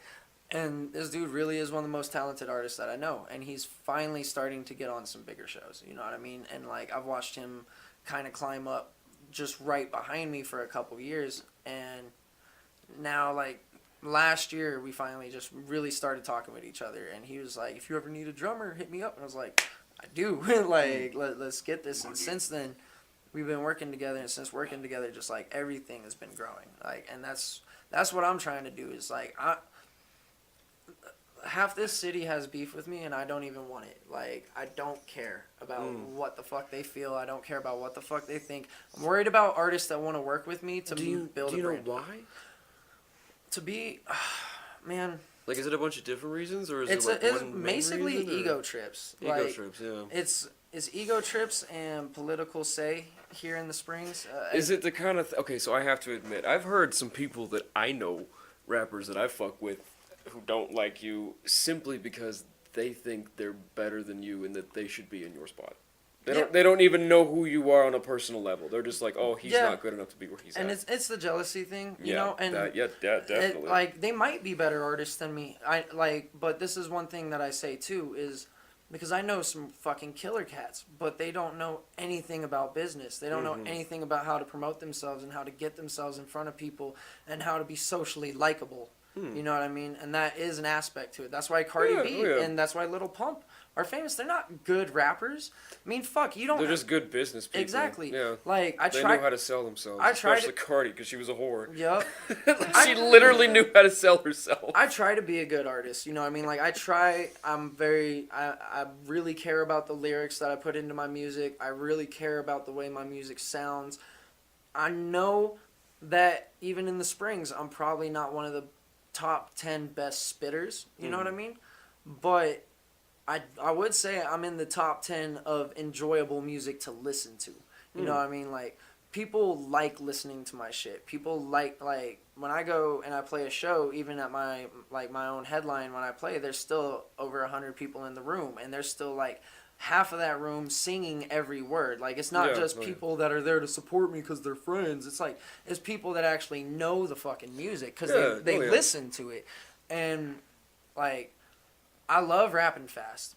But it's hard to sit there all day and listen to Mac Lethal and Tech Nine and Busta Rhymes all day. You know what I mean? You gotta sprinkle it in Exactly. there. It's tiring, man. It's tiring to hear that shit all day, every day, unless that's like you're a super hardcore technician. Hell, even if you go to a Tech Nine concert, He slows it down. yeah, he doesn't chop the whole time. He does like 2-3 chop songs to really get your attention. Like, wow, he can do it live. And then he'll slow it down and do like a Slacker or like one of his old slow fucking cool Caribou jams. or some Yeah, shit. something like that. In the trunk, something like all that shit. And exactly, like even Tech knows that you can't just rap fast all the time. But back to what we were saying though is like, the people in the city that don't like me, generally it's a politics thing. It's a they either feel like they're above me politically here, or like status wise they feel like they're above me and they want to knock me down a notch or make me feel like I've been knocked down a notch, because I am pretty confident now. Like, my last album has almost 60,000 streams on Spotify, and the dopest thing about it is most of them are fucking in Seattle. And have I ever been to Washington State? Hell no. But I get like, How do you figure out who's playing? Is that like the premium SoundCloud? They give you no, stats? I don't do SoundCloud. I go through TuneCore. Oh, TuneCore. Okay, And then, okay. So like- what are they streaming on Spotify? Spotify, iTunes, like everything basically, like iTunes, Okay. Apple Music. Like, I have music on like even Tidal and Slacker and all that cool shit too. Hell yeah! And then anybody listening to this, we'll put links to all that in the description. I just wanted to shamelessly plug all the platforms your music is on. Oh, thank you, sir. I appreciate it.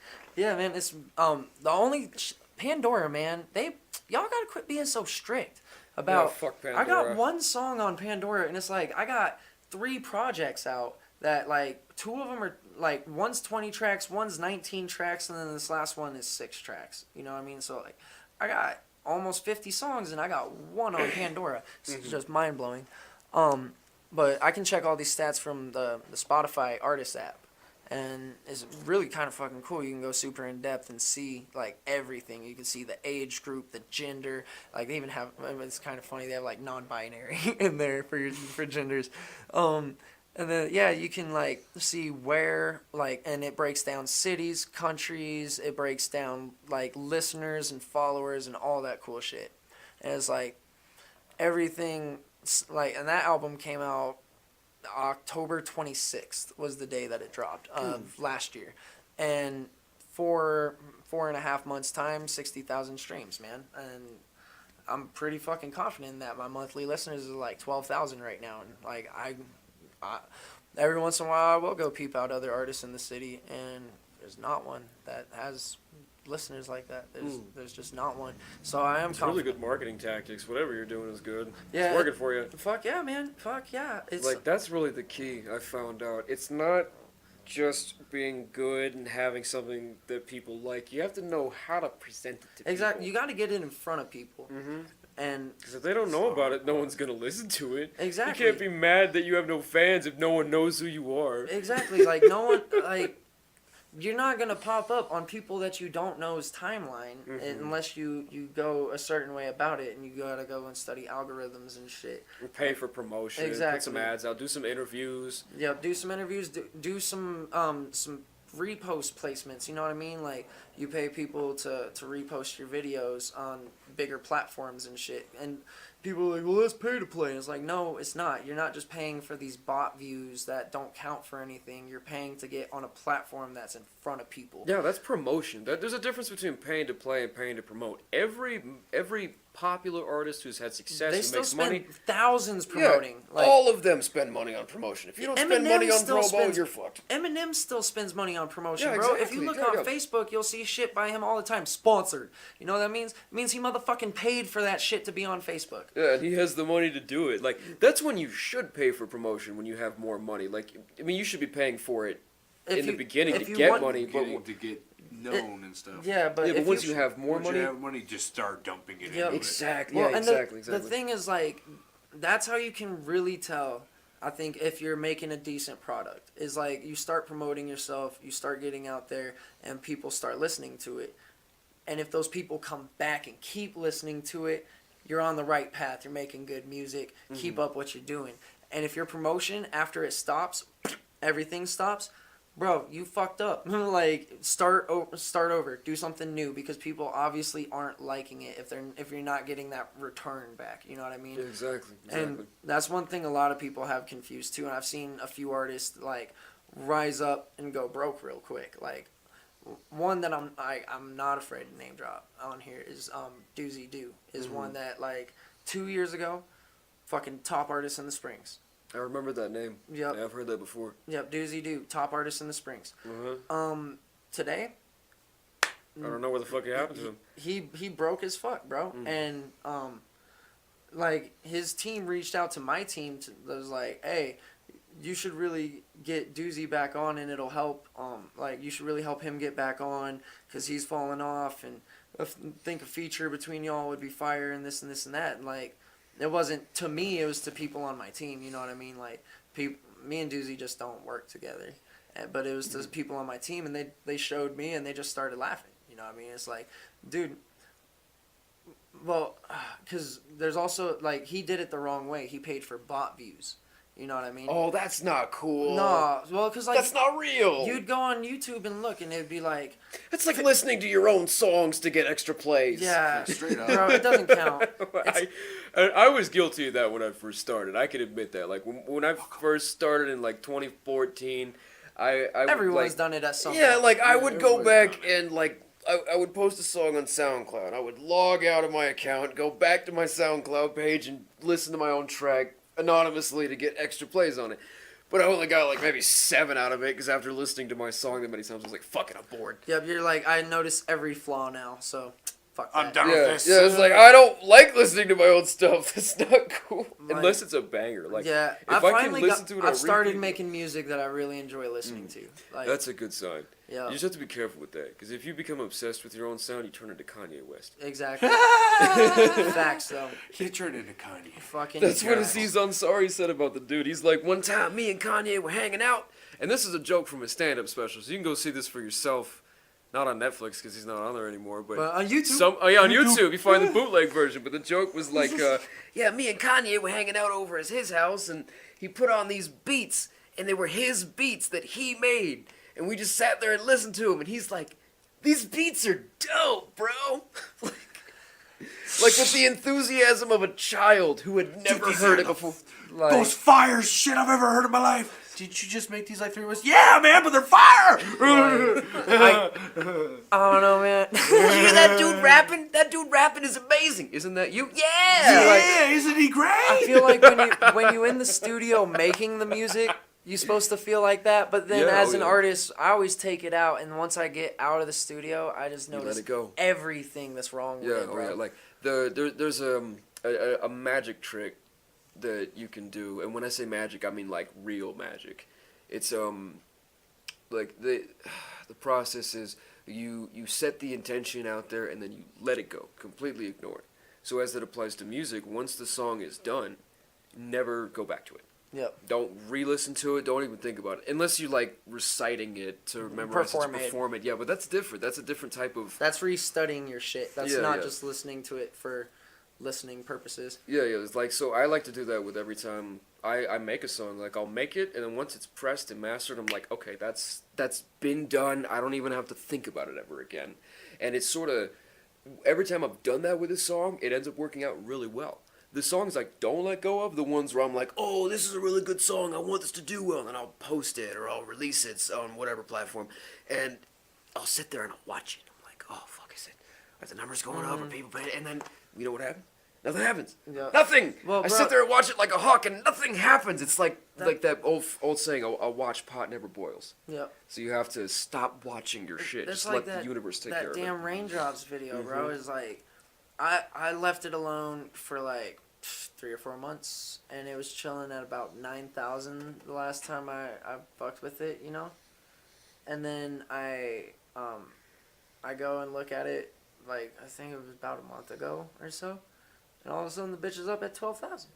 You know what I mean? I was like you said, when you let it go, it just kind of starts rolling and does its own thing. Yeah, it's like all of the energy you put into it has a magnetic pull, but that doesn't become active until you actually let it start attracting things. Yeah, you just let it go. Exactly.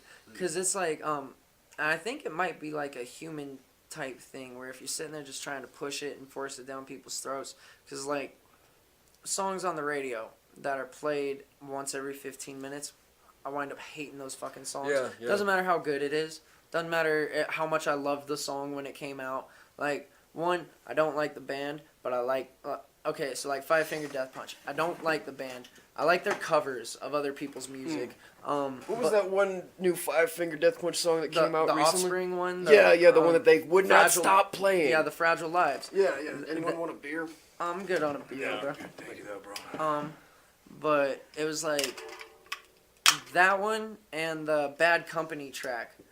that they came out, the one from Bad Company. The Yeah, Bad Company. That's just called Bad Company. Yeah, Yeah. It's that shit just like they beat the fuck out of it, and I liked it when they first came out, and now I can't stand the fucking songs, bro. Right. Oh, there was another song that came out recently like that. There was the cover of that old Cranberry song, Zombie. Oh, by Bad Wolves with Yeah. the zombie, bro. When they first fucking- came out with that song, I kind of liked it, but then it got to the point where now every time I hear that song, I make fun of it. Yeah. I'll sing along with it and try to make fun of that guy's voice as much as possible because like- it's so annoying. Rest in peace to the singer of the Cranberries, but I can't fucking stand the Cranberries, bro. Oh, I didn't like the original track that much. I mean, I do kind of fuck with that type of shit, but it was never in my Like I fuck with favorites. that. Nah. Yeah, like I, It's one of those I obscure fuck with that genre, classic rock. but I don't like Cranberries. No, yeah, like that's just another classic rock song. You might hear it next to Led Zeppelin and Aerosmith and go like, "Oh yeah, that fits." Yeah.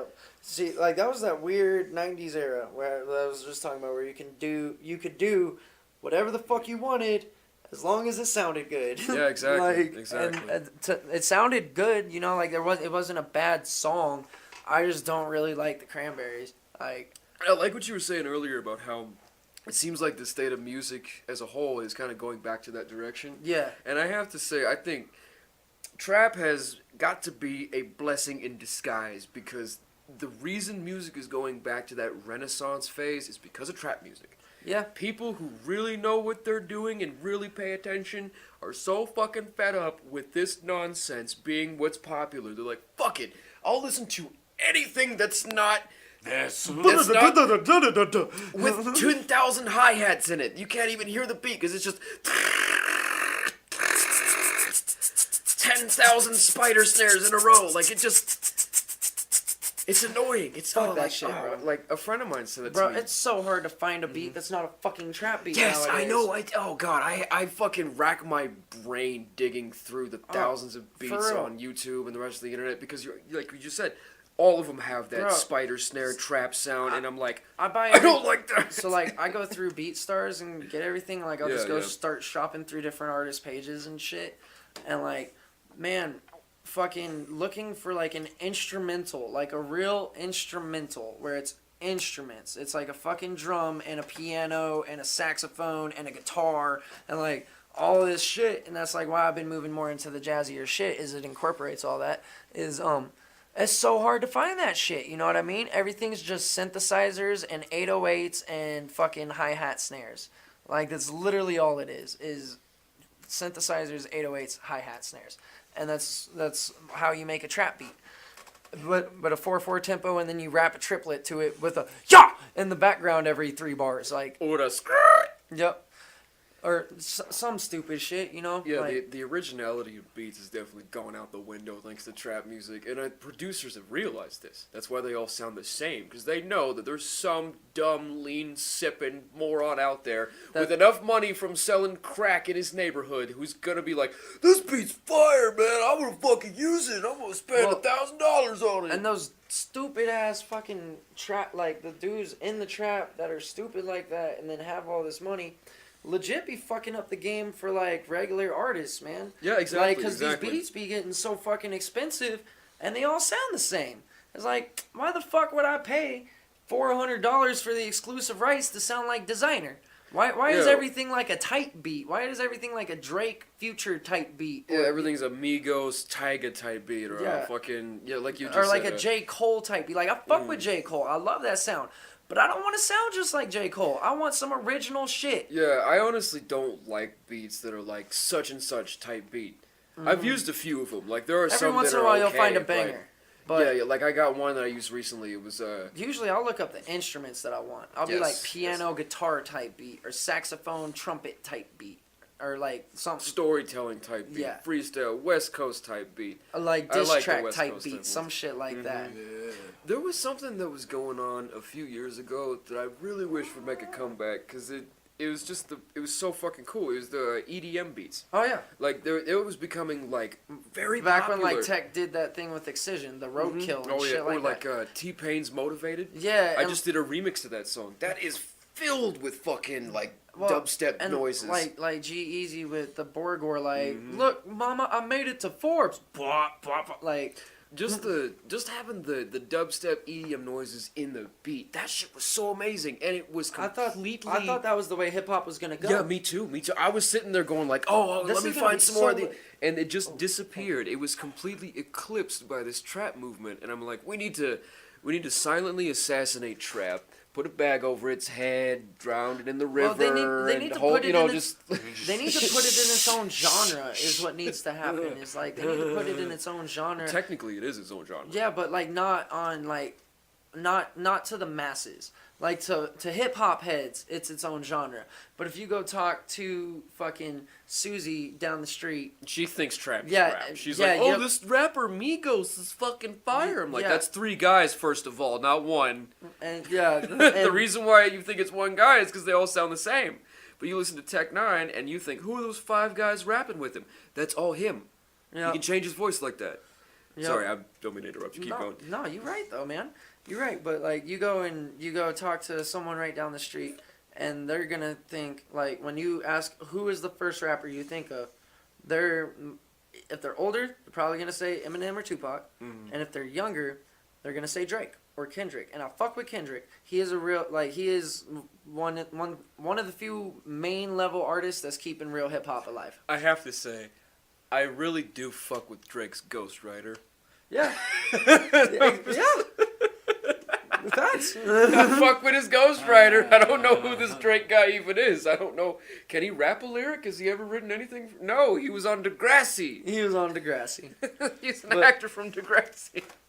But no, man, but if you ask these kids, they're gonna say Drake or Migos. You know what I mean? Or like, 2 Chainz. Lil Pump. Or oh god, fuck Lil Pump. No, dude. honestly, I'm starting to feel old now because I talk to like 18, 19-year-olds, like coworkers of mine and shit. I used to work with this guy. I won't say his name, but well, I can say his name. I'm not implicating him in it. His guy named Matt, who really liked like Lil Xan. He really fucked with Lil Xan heavy and Lil Pump and all the little faggots. All the littles. All the little faggots, and he was like telling me about it. Like I was talking to him one night, like, oh, he said, what kind of hip hop are you into? And he's like, oh, Lil this and Lil that, and it just blew my mind because he was saying it with such conviction, like This is the shit. yeah, Like how we talk about well, I'm super into Tech and J. Cole and Eminem, yeah, and this and that. He was saying it with that Method same, Man and Wu Tang and like everything. he was saying it with that amount of conviction. It's I'm willing to bet money that he probably has never even heard of Wu-Tang.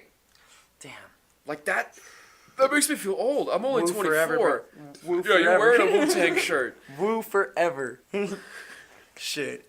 Man, dude, I feel though, dude, like He that's, probably has, but just the fact that he's maybe 5 years younger than I am, and the norm for him, not because he went out of his way to like this shit or he like spent time discovering it. No, that's just the norm. You talk to every other 19-year-old on the block, they're all gonna say the same thing he did because that's what they grew up with. Like Cardi that's, B, Lil Pump, fucking Drake, fucking like the it's- youngin' are coming up, and these are Young the rappers Thug. who are influencing them. It's like we need to change that. We need more artists like Chance. Yeah. Like if we're gonna if hip Or hop's Jeff Turner. if hip hop's gonna take on this new style of sound, we need more artists like Chance the Rapper. And We Jeff need- Turner, come back, Jeff! Come back! we need artists like Joyner. You know what I mean? We need artists like NF, where they do Atmosphere. Yeah, I love Atmosphere, and where like they do take they're starting to take pieces of this new sound, so kids will be able to digest it. But it's real hip hop. Like Yeah, oh yeah. there's real storytelling, there's real bars, there's like fucking rhyme schemes, there's cadence changes, there's like all this cool shit. But then they can do it to a trap beat, or they can start throwing ad libs in the back. Like Yeah, oh For- yeah, like anyone who hasn't really like studied Joyner Lucas, do it. Like this dude's ad libs are fucking ridiculous, and they add so much to the song. Where if you take out his little punch-ins in the back, it's empty. But like he just knows, he figured out the way these new cats do it. But he's like 30, you know what I mean? Like, oh, dude, I fucking love Joyner Lucas. That song he did with Tech, Sriracha. oh, bro, they it's fire. I love Logic. So He fire. made Logic look like trash. Dude, Logic. I was talking to my cousin about this. Shout out to Ryan Gundacker, my cousin. But I was talking to my cousin about this back in December. I was down in Arizona, hanging out with some family down there, and he's a big hip hop head, but he really fucks with like J. Cole and Joyner and Kendrick. Like he's mostly in that lane. The Like, middle child lane. Yeah, the middle child. Well, he is the middle child. Yep. Of the family. That's fucking funny. He's the middle. So he was That's telling kind me of what like, I'm calling that lane now after J. Cole's new track, Middle Child. Like, he explained it perfectly. So, like, I'm considering, like, the Logic and J. Cole and Kendrick, like, they are the middle child. They're the in-between of this new weird shit that's going on in rap. yeah, And like the they're old school. not completely top tier mainstream, but they're not underground either. Yep. They've like managed to get right Well, in the middle of and- mainstream and underground. Well, and they're not the same era as Wu-Tang and Yeah, Eminem when Eminem was at his peak. they're you know like what I mean? from 2010, 11, 12, and 13. Yeah. They really are like the lost generation of hip hop. They're like, they managed to stick around because they're so good, but Mm-hmm. there really wasn't an era of hip hop for them. Yeah, well, because like- it was like like I guess the era it would be was like when Lil Wayne was popping. That's what I'm talking about. It's But like- they don't belong to that era. Yeah, That's they not don't. the same style. Like it was the Lil Waynes, the 50 Cents, the Ludacris, the Lil Jon. Like Yeah, that because was that Lil Wayne era. was like the end of that era. And then towards the end, it sort of transitioned to Chris Brown and Tyga and like those guys. But they're still the exact same style, Mm-hmm. same guys. And then like I don't know, Out of between nowhere, there was- 2010 and 2015. Well, it was when like Double this- XL started the fucking freshman list, bro. Yeah, yeah. Was when Kendrick and Absol got And on Hobson. and Hobson even though I don't fuck. I know with you Hop- don't fuck with I Hop, can't but- fuck with him no more. But Well, how come? Let's back burner that topic. Keep going. But I want to ask you about that in Okay. a second. Keep going though. But it was like because even Mac Miller was on the Double XL, Mm-hmm. MGK was on the Double XL freshman, Chance the Rapper, Joey Badass. You know what I mean? Like this. When you start talking about it, it's like all these elite rappers that were kind of like you said, this lost generation. No one really like. There's no category to place them in. Yeah, it's from 2010 to 2015. That's the lost generation because there was like a changing of the guard from the Lil Waynes and the Chris Browns and the Tygas, and they were handing the torch off to the trap Yeah, rappers, to the Big Lil Sean, Pumps. King, they just kind of Yeah, they passed the torch. airwaves just kind of passed the torch like. Yeah, It like wasn't- they literally handed the torch over the heads of Kendrick and Joey Badass and the likes of them. They're like, okay, fuck y'all. We're gonna spend 5 years not knowing who's in charge, and we're gonna fucking put Tekashi in charge, Yup. and Cardi B and fucking Nicki Minaj. For real, facts though, and that's just you right, man. I didn't even think about it, but they really did. I didn't honestly. I realized that just now in the moment. But as they we're really talking did about too, this. because like, if you think about it, man, Mac Miller been around for a decade. 4 songs on the radio, maybe. You know, he's one of my favorite artists, and if you go and listen to all the albums, like, bruh, fire. Like, all of them are so different, and he actually plays the instruments and shit. It's No. like, how many J. Cole songs you hear on the radio? No, 4? almost none. Like, now, okay, forgive me. I feel like an idiot for saying I should know better, but I haven't spent enough time looking into Mac Miller. I know who he is.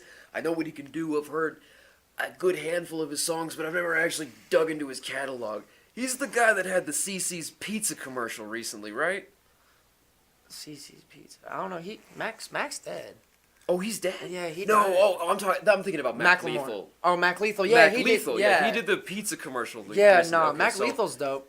I met him at the Black Sheep 2 years ago. See that shows you how much that I Mac need Miller's, to do my research when it comes to this lost generation of people because like Mac Miller died a while ago, right? Like that was back in. No, it was like 4 or 5 months ago. Oh, really? Yeah. Recently? it Okay, was like in okay. August. Yeah, last year. He passed away. Yeah, Well, August. that could be a while, depending on how you think about it. Truth. It's a while compared to a minute. True. I'm Yeah, kidding, it I'm wasn't. kidding. But no, it wasn't just like yesterday. It was a few months ago. But Yeah, for sure. I was thinking years when I said that, though. I thought it was years ago. See, Yeah, it was. I need to spend more time no, researching this he, shit. he was the one that was dating Ariana Grande. Oh, I okay, I okay. hate that that's what he's known for because like he was famous before she was famous. Mm-hmm. But yeah, like he was the one that was dating Ariana Grande. But dude, his projects are fire, dude, and Mm-hmm. he definitely a big inspiration on like just who I am as a person. Like I grew up with his music helping me through emotional issues. You know what I mean? And 4 or 5 songs on the radio through his career. J. Cole has like 4 or 5 songs. Kendrick, they gave him some more airplay than most of these other artists, but that's because Dre produced them, so he had that Oh, sound. yeah. you know. But then yeah, you look at like MGK, 2 songs finally on the radio, and that was like 2 years ago. He was on the 2013 cover. Macklemore, I think he was one of the only ones the radio pushed, and he didn't drop anything last year. Not a single, not a project, nothing. And it's weird, dude. Like now that you mention it, that whole generation just kind of went without anyone in the lead. You know, like Big Sean and Kendrick were kind of fighting for it a little bit with airplay because Sean had some big pull too, but no one was really like the figurehead. Yeah, oh yeah, and now it's at the point where a few of these guys from the Lost Generation have actually managed to make a name for themselves. Like, Joyner Lucas and J. Cole and all these really cool guys.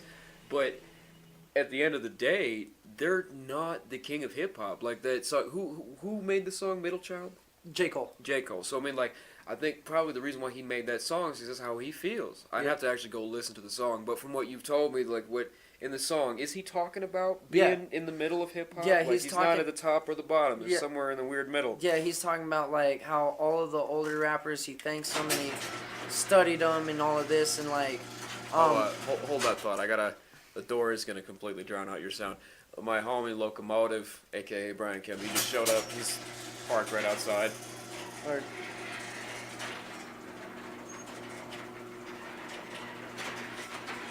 Howdy. what am I?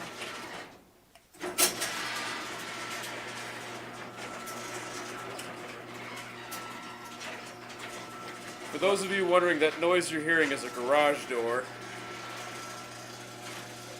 And now it'd be done. Yeah, so you were saying. So, but that track though, like he talks in it. He's like, he's like, I'm stuck in the middle between 2 generations, and he's like, the older generation, I thank it. I copied your cadence. I'm the greatest right now, and it's like That's what he's talking about, like how he grew up listening to Wu-Tang and shit, and now that he's finally risen up, he's not what's poppin'. It's these younger cats that are like 21 Savage and Lil Pump and all those dudes. Yeah. And he's like, I'm not hating on them. Like, I'm glad that there's artists out here making money, but I'm the middle child. I'm the one that's like supposed to pass the torch between the generations. And what he's saying is like, I'm the greatest of the middle, like of the middle era. Like it is an ego song, but the point of being the 2 generations split and they're stuck in that middle is exactly what that track covers, and it's really cool. It's a really cool concept. And if you watch the video, dude, there's so many crazy visuals. Like, you know how I don't know why, but over the last couple years, red bottom shoes have become like the thing.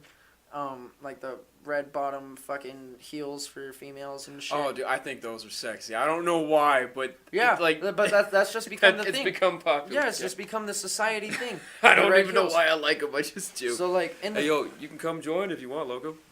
So in this video, there's this cool. Oh yeah. Okay, right in the middle. Sorry, guys. No, it's okay, man. I know you were coming.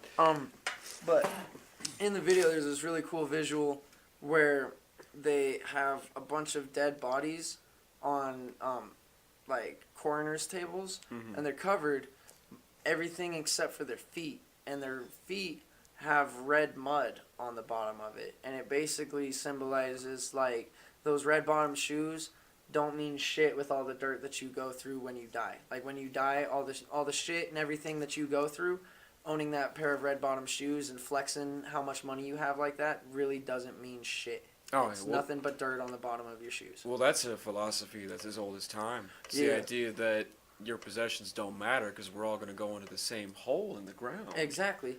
Unless you're a pharaoh and they bury them all with you. But even then, you still can't take that. There's this song by Mayday. It's beautiful. It's called "You Can't Take It With You." Oh, dude, yep. And I love that fucking song. It's the verses in the song. Burns and Wreck are talking about how like they're making fun of these rappers like fucking. I can't think of the name, but the type of guys, all they talk about is their cars, their money, and their jewelry, and their possessions. Yeah. And they're making these satire verses where they're like, I got 5 black cards, and I got all of them maxed out, and all this fucking crazy shit, and all of their possessions and their money and their riches, but at the end of the day, you can't take it with you.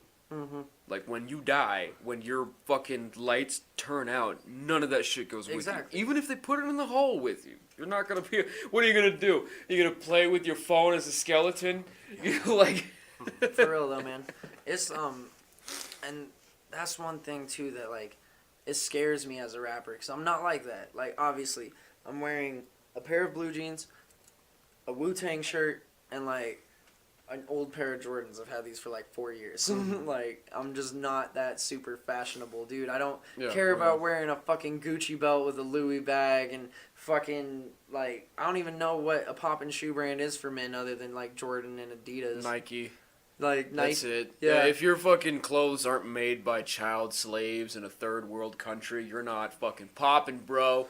Facts. You're not benefiting from child labor. Oh, You're not Yeezys, cool. That's it. That would be an expensive pair of Yeezys. I don't own a pair of Yeezys. A Yeezys? Is that Kanye's fucking yeah. brand of shoe? Yeah. Bro, have you seen them motherfuckers? No. Alien feet, bro. Like, let me pull up a picture Oh my of these God. things. Okay, seems so to be crazy. Kanye has They are the worst shoes ever made. Like, I've Are you heard that they're serious? super uncomfortable. They fall apart super fast. Like, yeah, I have not heard good things. And then he charges, look at this shit, $409 fucking dollars for that shit. It looks like an alien foot. It doesn't even look like. the one that's like 373? Yeah. It looks. What the fuck is that? That's not a shoe. That looks like a suction cup with laces on it. For real, bro. Like Octopus. sock top ass shoe. Like that ain't. Fuck that. Like we're gonna get some stretchy cloth and stick it to a piece of foam that's not even cut in the shape of a foot. It's like a platform that No. you stand on. I bet you Kanye designed those for himself because he thought, dude, this is just how my feet are, man. I got really weird soles to my feet, bro. And then he was walking around, saw himself in the mirror like, wearing you know, I them. was like, I'm gonna fucking sell these, bro. Dude, those look. Who's that guy in the mirror right there with those shoes on? Those look so good. I'd make so much money off those. Oh, God, sell these. That guy looks sexy. Who is that Damn, guy? who That's is that? you, Kanye. Yo, so I just got a crazy weird update, super off topic. What's that? Rob Gronkowski from the Patriots that just retired, he's going to the WWE. Really? Yeah, What? that could be fun. Like, I don't even Gronk like is wrestling. going to wrestling. I don't even like wrestling, but I Like, think I would watch yeah. Gronk hit some people. Oh like, my that's God, pretty lit. yes. He's probably tired of getting injured for real. He's like, real. I'm gonna go do fake injuries. Yes. For real though, man. Profit off my size without getting hurt. No shit. No CTE for me. bitches. 'Cause that's some real shit. Playing football, like, you play one game in the NFL, you're definitely gonna get CTE. All the fucking brain trauma. Dude, Like, if you sit on the sidelines in an NFL game, you're getting CTE. them dudes fucking hit hard. Can you imagine Ray Lewis's brain? Like, how hard that fucker hit? I don't want to. That shit scares me. The idea of, like, brain degeneration. Just, oh.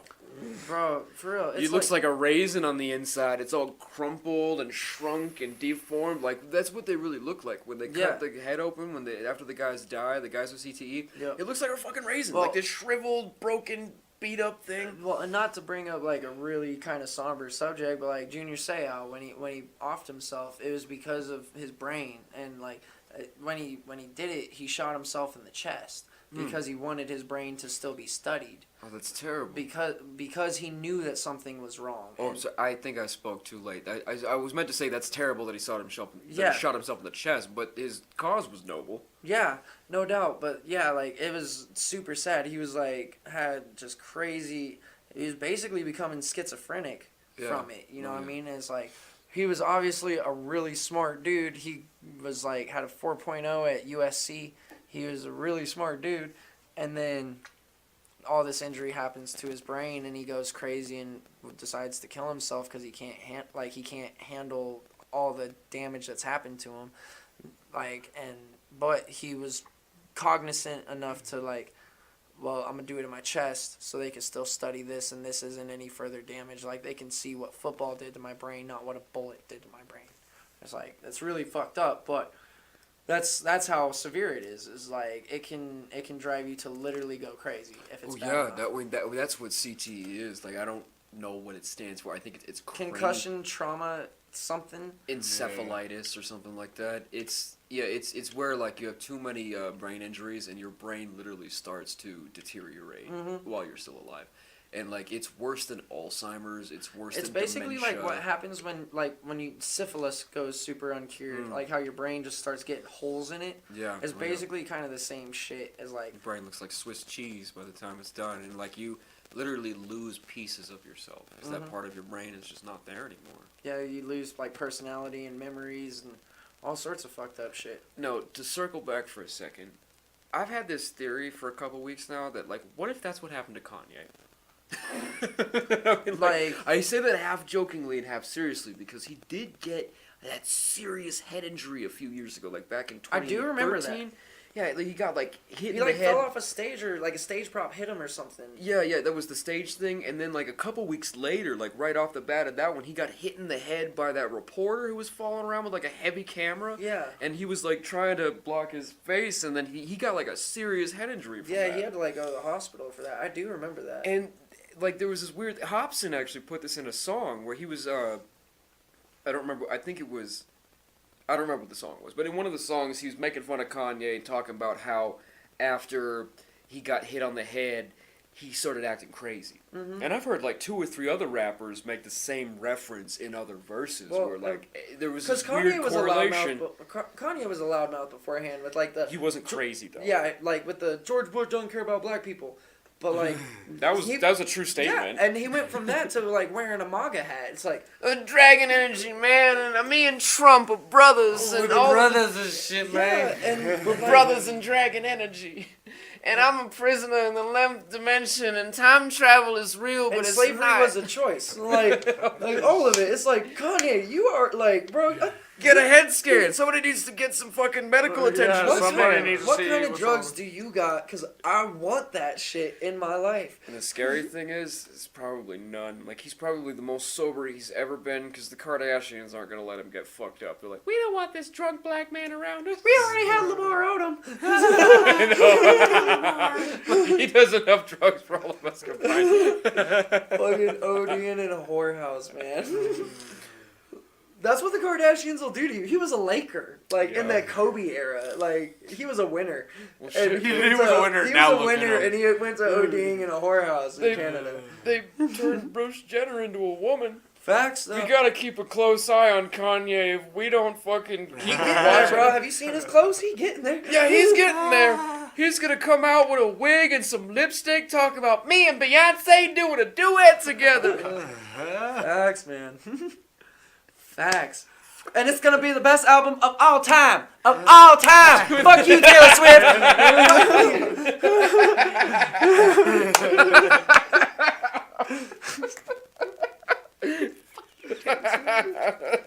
Shit.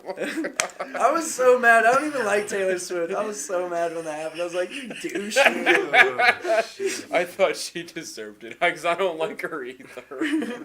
But like after Kanye did that, I was like, just give her the fucking award. Just give it to her. Oh, He's a douche. Something. Oh god, I think Taylor Swift is the devil.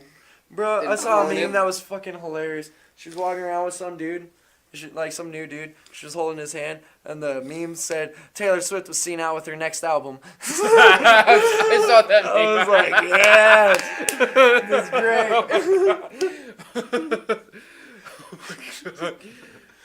See, like, and that's why I love the internet. Like, I hate the internet, but dude, the memes keep them coming. Like, that's the one thing. You're doing it right. Thank you, Al Gore. You did that part right. Al Gore. Oh, okay, so I have to ask you, why don't you fuck with Hobson? Like you said, the new Hobson, but you did fuck with the old Hobson. Yeah. Like, So what about him do you not like anymore? Okay, so, one thing was like it was one of the ill minds. It was the one where he was on the island with the shirt wrapped over his head. The God one, number yeah, 7. And he got all super fucking preachy at me, religious, man. and Yeah, there is no God because my life sucks, and why aren't you helping me more, and that type of shit. Yeah, and then like I don't know, man. I just started noticing like I fucked with the first 2 albums, the Raw and Knock Madness. Those were fire. I fucked with them. The production was lit, and then that Pound Syndrome. That's it. I was thinking Dog Pound, but yeah, Pound Syndrome. That shit had like the one good song on it was Fort Collins, and it was talking about a mental breakdown and how he bailed on a bunch of fans, and that was shitty to do too. And also, it's in my home state. That's fucked up, Hop. You just left a whole bunch of fans hanging at a show in my home state. It's fucked up. Well, he did apologize for it though. I don't care. He made a whole song apologizing. I don't for care. it. That's still fucked up. But man. anyway, keep going. So So then, the super preachiness with it, and then, so politics in the Springs, dude that I work with works really, really tight with Dame, and I know Dame's side of the story with that, and Hop Okay. is on some bullshit. First off, okay, so I'm gonna actually have to see if I can get Dame on here to talk about that. Maybe you could help me make that happen, because I've never heard Dame's side of the story. There's not one solid recording of his side of the story out there No. that I know of. no, well, and that's like what really, really turned me off of Hobson Mm-hmm. was the diss track that he made at his management. Like That was Ill Mind 8. Yeah. He's talking about how the label fucked him over and stole his money. I mean, like, so for those of you who don't know to the listeners, those of you who don't know what we're talking about, Hobson had to leave the label he created, Funk Volume, back in 2016. He chose because to leave it. He chose to leave, but the reason he left is, according to him, he was getting money embezzled from him by Dame, and there were all these other weird things that Dame was doing that were taking advantage of him as an artist and the other artists on the label.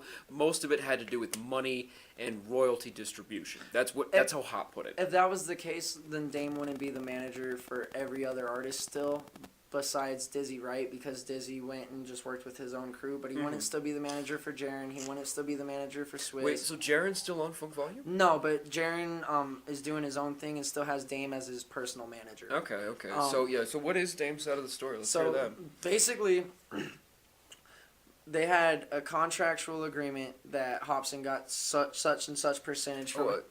Hold that thought. Do you need a chair or anything? Oh no. Okay.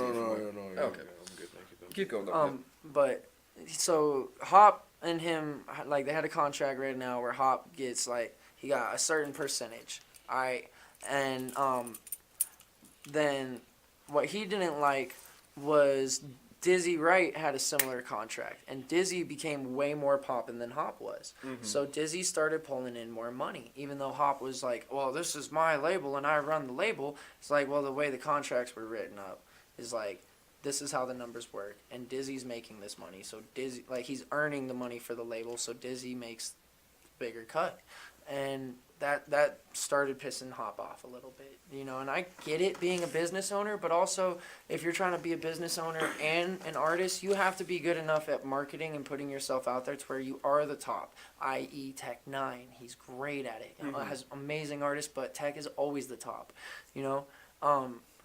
And he wasn't the top. And then they start, like, Hop starts building up a little bit more, you know, getting a little bit bigger.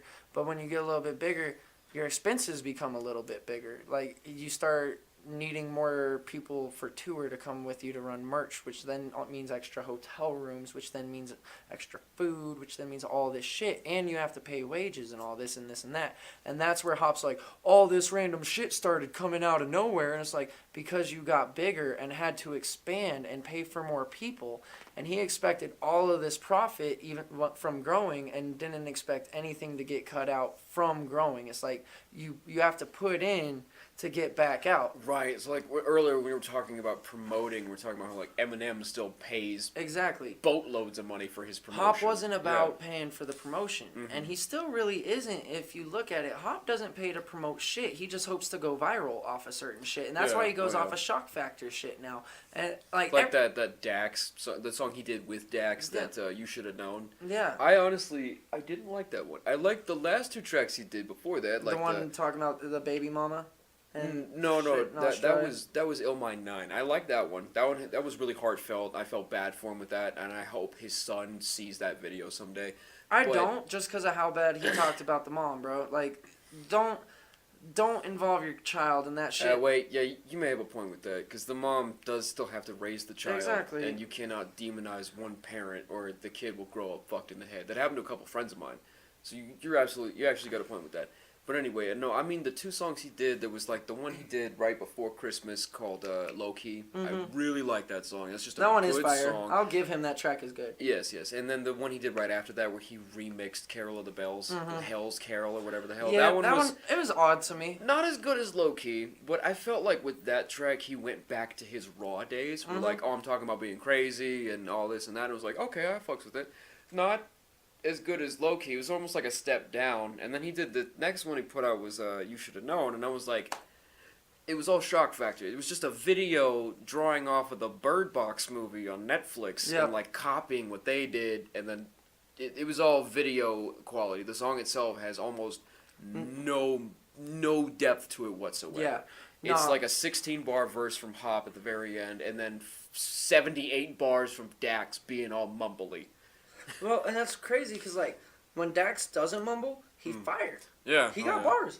But you notice he did a lot of that mumble shit in that song. It was like, Yeah, and what are you doing, bro? yeah, dude, it's weird, man. Cause like he coming and playing with Tech Nine. A mumble rapper wouldn't be coming and playing with Tech Nine normally. You know what I mean? No, yeah. But anyway, main reason why I can't fuck with Hop is like political ties that I have here, and then just like the preachiness. I can't fuck with that, and then like eventually like everything from Hopson just sounds the same to me. It's the same content all the time. It's fuck women because of this, fuck the industry because of this. I'm angry because of how people treat me. And I'm crazy. Yeah, and I'm crazy, and I have crazy white eyes. But Yeah. Does he still have the white eyes? Does he Yeah, still no, have he still contacts? does the white contact. Okay, I haven't really been paying attention. But, yeah, it's like, I don't know, it just got old to me. It's, like, what would be another example of that? Like, where I used to like it, and then I just can't fuck with it no more.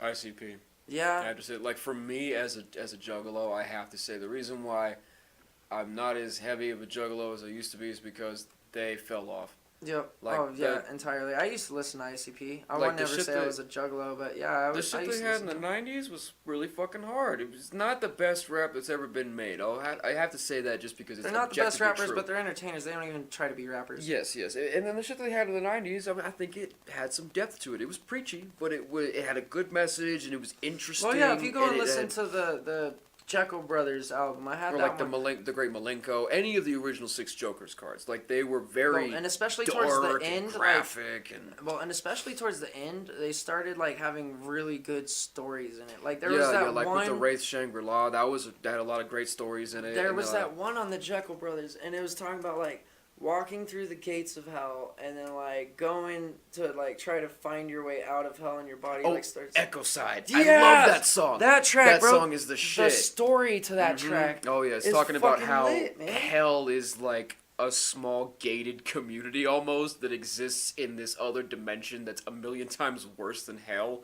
So if you manage to escape from hell, you're just gonna be walking in this wasteland side. desert. That's they call the Echo Side, and eventually you'll keep wandering around until you make it back to hell. And because the Echo Side is so horrible, you'll actually run screaming through the gates of hell back into hell. You're like, take me back! I can't take this anymore. Yeah. That story is insane, and it's not just ICP; it's Twisted too. Yeah. Most of that was Jamie Madrox Well, for most of that song. And see, that's the thing that like why I can't really listen to ICP that much is because Like their new shit. yeah, It's well- too bubblegum clown poppy. It's And- weird. I don't even know what they're doing anymore. And I know a bunch of Juggalo rappers that rap better than them. Yeah, And that's oh, really yeah. like that's a tough thing when you're like, oh, like that's tough for me to see other artists be like, oh, ICP's the GOAT. I love them, this and this and that. And I watch them rap, and just like fucking Twisted is like. Twisted was so much better lyrically and at like crafting syllables and bars and all and of this. even telling stories. Yeah, and that's why like they went off and did their own thing, and everyone started hating. It's like, well, they went off because just like Tech Nine, no one is gonna be on ICP's label and be bigger than ICP. Yeah, They're not and- gonna let that happen. That's unfortunate because ICP is not that great. So like you're talking about how Twisted was always better than ICP, and they knew it. Even Jay knew it. Like Violent J said to them, "Hey, if you guys went off and did your own thing, you would be like the biggest artists in the world because you are some of the best people that we know. You're even better than us." Like Violent J himself said that. So Yeah. like the whole beef between Twisted and ICP, I think is It's bullshit. a fan base beef. It's a not fan between base. them. Yeah, they don't have any beef between each other. Like, there may have been some record label disputes, but Like ICP 's royalties, yeah, disputes, bullshit. like but- ICP said themselves that Twisted is. Yeah, it's not on a it's not on an artist level where like I hate your music as an artist. It's not on that level. You It's know? like, but they said right from the get-go, like right when they signed Twisted, they've said from the start, Twisted's better than us. And so when you have an artist that's like better than you are, but you're still bigger than them, that's just gonna cause problems. Oh yeah. That's why again I can't fuck with ICP anymore, because like it's now they're worse than what they were. I mean, like what they used to be It was was at least entertaining. it was entertaining and about mid-grade. Now they're not entertaining and they're not skilled. Like it's like they're not. Well, and they fucked up the Black Sheep, man. Yeah. They What did they do with the Black Sheep? Fucking last year they went and played the Black Sheep and dude, like there's just so much fucking soda, bro. All the Like, Fago. You know that how they, much? You know how many times I played that show? You know how much mold is probably under that fucking stage now? Like because of all the just soda that fucking they shot around that bitch. It's like I saw videos the next day off of the stage, or like I saw it's from that night, but I saw it the next day. After the show, they were straight squeegeeing out just fucking waves of Fago out that side loading door at the Black Sheep that goes like from the stage out the side. They were like, so the security guards fucking filmed it, and yeah, they just were fucking squeegeeing out disgusting. waves Oh, of Fago. And it's like for the there listener- was 500 fucking people standing in that shit. You know how disgusting that is, And bro? for those of you who don't know, to the listeners, the Black Sheep is a venue here in Colorado Springs that is kind of small. It's about 500 person venue. And It's it's like a long, narrow hallway shaped type venue where like you could jam pack some people in there, about 500 tops. Yeah. But it's not a wide cavernous space Nah, like it's a Sunshine shoulder to Studios. shoulder intimate show. Yeah. And so the fact that they were soaking people with soda in there, like in this tight space, like that's just gotta be so Yeah. uncomfortable. Oh, bro, Sweat. yeah, for real. It's I sticky. couldn't do it. It's sweaty. It smells Well, like feet. and it wasn't even all the same flavor, so you know how nasty that had to smell? Like, it was just like, because Fago has like a bunch of random fruity flavors, and then they got cola and root beer, and like And all then, the. like Mountain Dew and Yeah. Rock and Rye and Blue Moon Yeah, and like like- all of these weird ones, like all of that mixed together is just gonna smell like a nasty, sticky, sugary mess. And then you add the Like, fact that ugh. you got two dudes that are almost in their 50s jumping, sweating on stage, and then all the people that are sweating around that dude. And all in clown makeup too. Yeah, Except bro. everybody in the audience is in clown makeup. Them Bro, on stage are in you know clown how makeup. shitty that fucking venue must have smelled? I feel bad for this, because I know the staff at the Sheep. Mm-hmm. They all my homies. You know how I felt awful that they had to clean up that shit. I would have made ICP's tour pay like 10 grand to repair that fucking stage. Yeah, like you're gonna pay us for fucking cleaning if you want to play here. Like, Yeah. You gotta pay for your own janitor services. Yeah, bro, like that's just nasty. Oh god. Hey, could I steal a cigarette from one of you two? I am out of smokes. Could I buy a cigarette from you, bro? I'll pay for one too. Shit. Was this high school again? Where'd my wallet go? Oh, and Wu-Tang. you guys are very welcome to chime in at any point in time if you want to. I know me and Eli are kind of dominating the show here, but I'm kind of just listening. okay, I just want to make sure you guys are on board. If you have anything you would like to say, feel Thank free. you, bro. Yeah, no Is problem. this a new type of Turk? No, they're just camel filters. They redid them. They look different than when I smoked them in high school. Yeah, that was about a year and a half ago. Nah, I'm Came not. out with like a new rebrand. Oh, I thought you were saying me in high school. I'm like, I'm not No, that young. no, bro. no, Like- no. You're only like 2 years younger than I am. You're about to be feeling old. You give it like another year and a half. Bro, and I'm you'll start already to there, feel bro. I work construction. I feel so fucking it. Yeah, old. no, that job will kill you. Yep. My body feels so fucking old. Well, and I got hit by a drunk driver last year. Oh, that's not good. What Yeah. happened with that? Me and Robert were fucking out in Manitou, and we were driving home on Colorado Ave, and you know how like Colorado Ave's like the main road that goes from downtown to Manitou in Colorado Springs area, and they had the road shut down to 2-lane instead of 4-lane, 1 lane each way. Because construction shit, and we were going right by that little yellow hot dog stand that's right there, and this fucking drunk bitch pulls out super wide into my lane thinking that there's no construction, and just T-bones the shit out of my driver's side, like rear driver wheel, and like caves it in, like fucking fucked up. yeah, My bro. God. Like she pulled out that lot hard, bro. Like, and then not only did she T-bone the fuck out of me, she tried to dip. Like, cause her car could still go, mine couldn't go anywhere. Like, she just hit me with a fucking pit maneuver. And, Jesus. yeah, like, dude, straight up pushed us across. Like, we slid through the construction cones and shit. Like, we were on the other side of the road and shit. She hit us fucking hard. And then, yeah, that bitch just takes off. And luckily, a good Samaritan. We got them. We're Yeah. following them. Yeah, flips her out. Oh my God. Goes out the window and goes, "We're following them. We're on it." Oh my God. It was like the best thing ever. Bro, like instantly they did that, and I yelled. I was like, "Thank you!" Oh, geez. Fucking That's call the shit. cops and shit, you know. Hell And I yeah. hate calling the cops. I fucking hate that shit. But dude, I own a Lexus. I ain't paying for that. Yeah. Fuck that. So, yeah, they the people that went and followed her come back like 5 minutes later, and they're like, "This dumb bitch is at a hotel 4 blocks up the road on Colorado Ave on the right side. She just parked up. She in a fucking orange Hyundai Veloster, one of them little weird ones. I drive a small Lexus. I drive an IS, so it didn't take much to throw me. But Hold on one second. Yo, Brian, you want one of these? What's that? It's a crank yanker. It's a nice IPA. IPA, it's Yeah, like sure, a I'll have one. frappuccino for men. Yeah, it's No. Frappuccino. Okay, so I have to say, I saw that meme a few months ago where it was talking about how white hipsters with IPAs are like white girls with pumpkin spice. Yeah. And I think that's technically true because I used to work at a liquor store, and the And it's amount of always white and- hipsters with IPAs, bro. But I don't drink That the makes me type of feel like a IPAs hipster that they because- drink. I just like the taste. All I ever drank were IPAs. And they I don't drink beer. I drink Oh, you whiskey. don't? Okay. I like I like- whiskey too. I don't like beer at all, man. It's just a flavor thing. I like to drink IPAs simply because they get you more fucked up than regular beer, They do have a higher percentage. but they don't make me black out like hard alcohol. Like, if I would just drink hard alcohol because I like to get fucked up. Well, not right now. I'm not even trying to get drunk right now. I just like to Wanted sip on something to these. sip on. Yeah.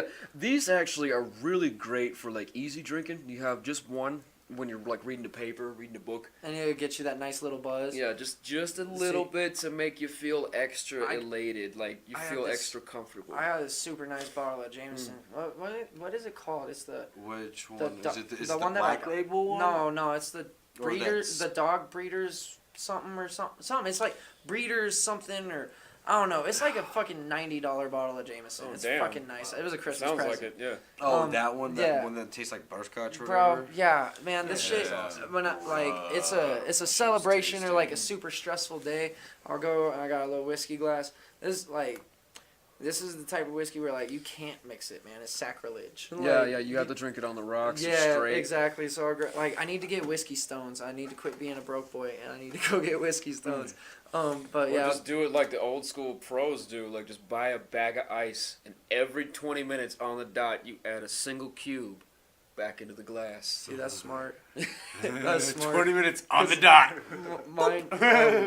But yeah, so then I'll just pour like a little, about halfway, 3/4 up in my little whiskey glass, and I can just sit there and sip on it for about an hour. And it's I think shit testing at like 86 proof or something. So got a decent kick to it. One glass, just sitting there chilling and sipping. You get that same like that warm. You're not drunk, but you're definitely not sober. Yeah, Feeling. yeah, oh yeah, that's what these do. It's a nice, good feeling. It's comfortable. I don't like the feeling that like cheap liquors give you. Oh no, dude. Like that feeling drink- like your head's evaporating away. The cheapest I'll drink is regular Jameson. Yeah, Like, oh yeah.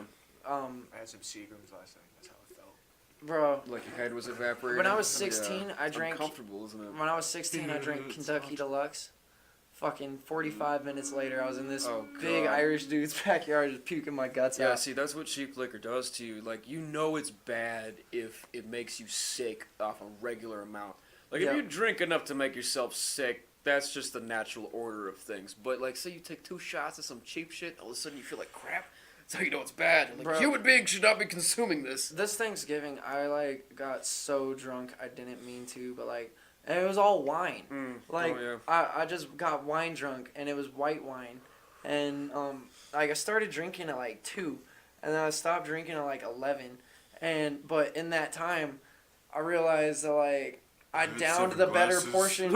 Jesus. No, I downed the better portion of 3 bottles. Oh god. Like I had some help with it, but like I drank majority of Most of each it, of those yeah. bottles. Jesus. And, I did that the night before Thanksgiving this year. I drank a gallon of margaritas on Ooh, 2 tabs of acid. That was a fun night. bro, Kind of. I got so sick, man. Like, and what was really shitty was like my girlfriend got sick the night before from drinking. She got sick, and like I wasn't the nicest person about it. Oh god. And It's then never I good. Yeah, and then I got sick the next night. And like I handled it all myself. Like I took care of myself. I hopped in the shower afterwards, got all clean and shit. I come back downstairs and she's like, "Are you okay?" I was like, "You're really gonna laugh at me?" And she's like, "Why?" I was like, "I just got sick." And dude, she's so fucking sweet. She didn't even laugh. She was just like, "Oh no, are you okay?" I was like, now I really feel like a dick. Right? I'm a Like, shitty person. Oh, Like, I'm lucky, bro. I'm kind of shitty. It can happen. It can happen. Comes up like, yeah, you really got sick. You really got sick. How dare you? Yeah, no, she was just a sweetheart Yeah, about then it. she comes up. I was fucking, expecting. Are you okay? No, man. Like I didn't mean to be a dick, but it was like 5 in the morning, and like shit. I just was tired, yo. And like I didn't mean to be a dick. It was one of those where like you're half awake, type things. But like I was just like, see, that's why I don't fucking drink so much. And then the next day, bam, I get sick. I'm like, That's I the feel irony of the universe right there. Yup. That's God saying, okay, you're going to be a dick. We're going to fucking spit that back to you. Yeah, Yup, like, here you well, go, here you go, bud. drink wine all day, you fucking tard. And like earlier that day too, I was like, man, the last time I got sick was like 2-3 years ago. It's been a while, and then fucking and puking out white wine is one of the worst things. Oh, yeah, puking wine at all is bad. Like, if you get sick on wine, it's just not fun. No, because like usually drunk sick, I'm like that. If I'm gonna throw up, I would prefer to be drunk. Like, Yeah, because right, usually, right. like off of liquor, you don't feel it. Like you don't feel how bad Right, it hurts your throat. Usually, you just kind of feel icky, and then you throw up, And and you feel great. better. Yeah, Yeah. yeah. Like that's how hard. Oh it my hits god. you. So, jeez. Yeah, then Oh, let's have another shot. I can do more again. Yeah, You let's puke do it and- all over. and sit there for like 10 minutes and just let your head collect, and then you're like, all right, I'm ready for round 2. And no, with wine, you puke, and like, bro, it burns the fuck out your throat. It burns your nose. It tastes like shit. Your stomach feels like it's gonna like flip inside out. And I lost all my Thanksgiving dinner. Or actually, no, I lasted long enough drinking that I digested most of my dinner, except for fucking sweet potato, bro. Oh, God. I can't eat that Not shit good. anymore. It sucks. I can't eat sweet potato. I loved sweet potato. That's one Yeah, of the those worst things. Like, when you're drunk and you eat something and it makes you sick, then you can never eat that thing again. I had the hardest time with Taco Bell for a long time, Oh, bro. God, yeah, Taco Bell. Like, because that's what you're supposed to eat when you're drunk. That's why it's called fourth meal. They have to call it that for legal reasons. Right? It's not actual food. Like, they put out an article a few years ago, it was like 10 years ago now, where they said somebody had called them out saying that Taco Bell's meat is only like 80-something% meat or something. That's what they came out and said, but like somebody called them out saying it's like 30%, and so they came out with a press release saying, "Fuck you, It's 86%. it's 80." And then you look at like, what's that other 14% of shit? There's like sawdust and like pea shells Well, they did and the same filler. thing. They did the same thing with Pringles. Like Lay's came out and they're like, "You're not real potato chips. You're only like 60% potato." And they're like, "Fuck you, we're 72." "Yup, like the rest of it is filler, but fuck off." Yeah, fuck you. At least why- our cans are always full. Sawdust. Fuck, man. That's way funny. Oh, that's insane.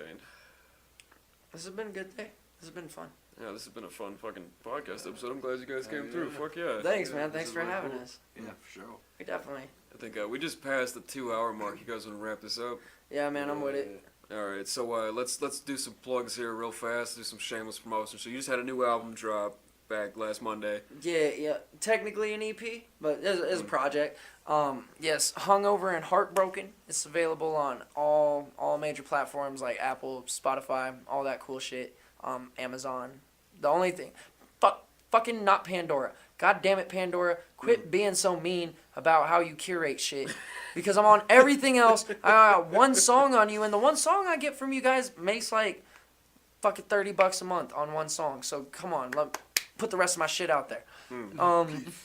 For real. But yeah, new album, new video dropped day after the album. It's called E.T. That one's pretty lit. You can find it on YouTube and Facebook.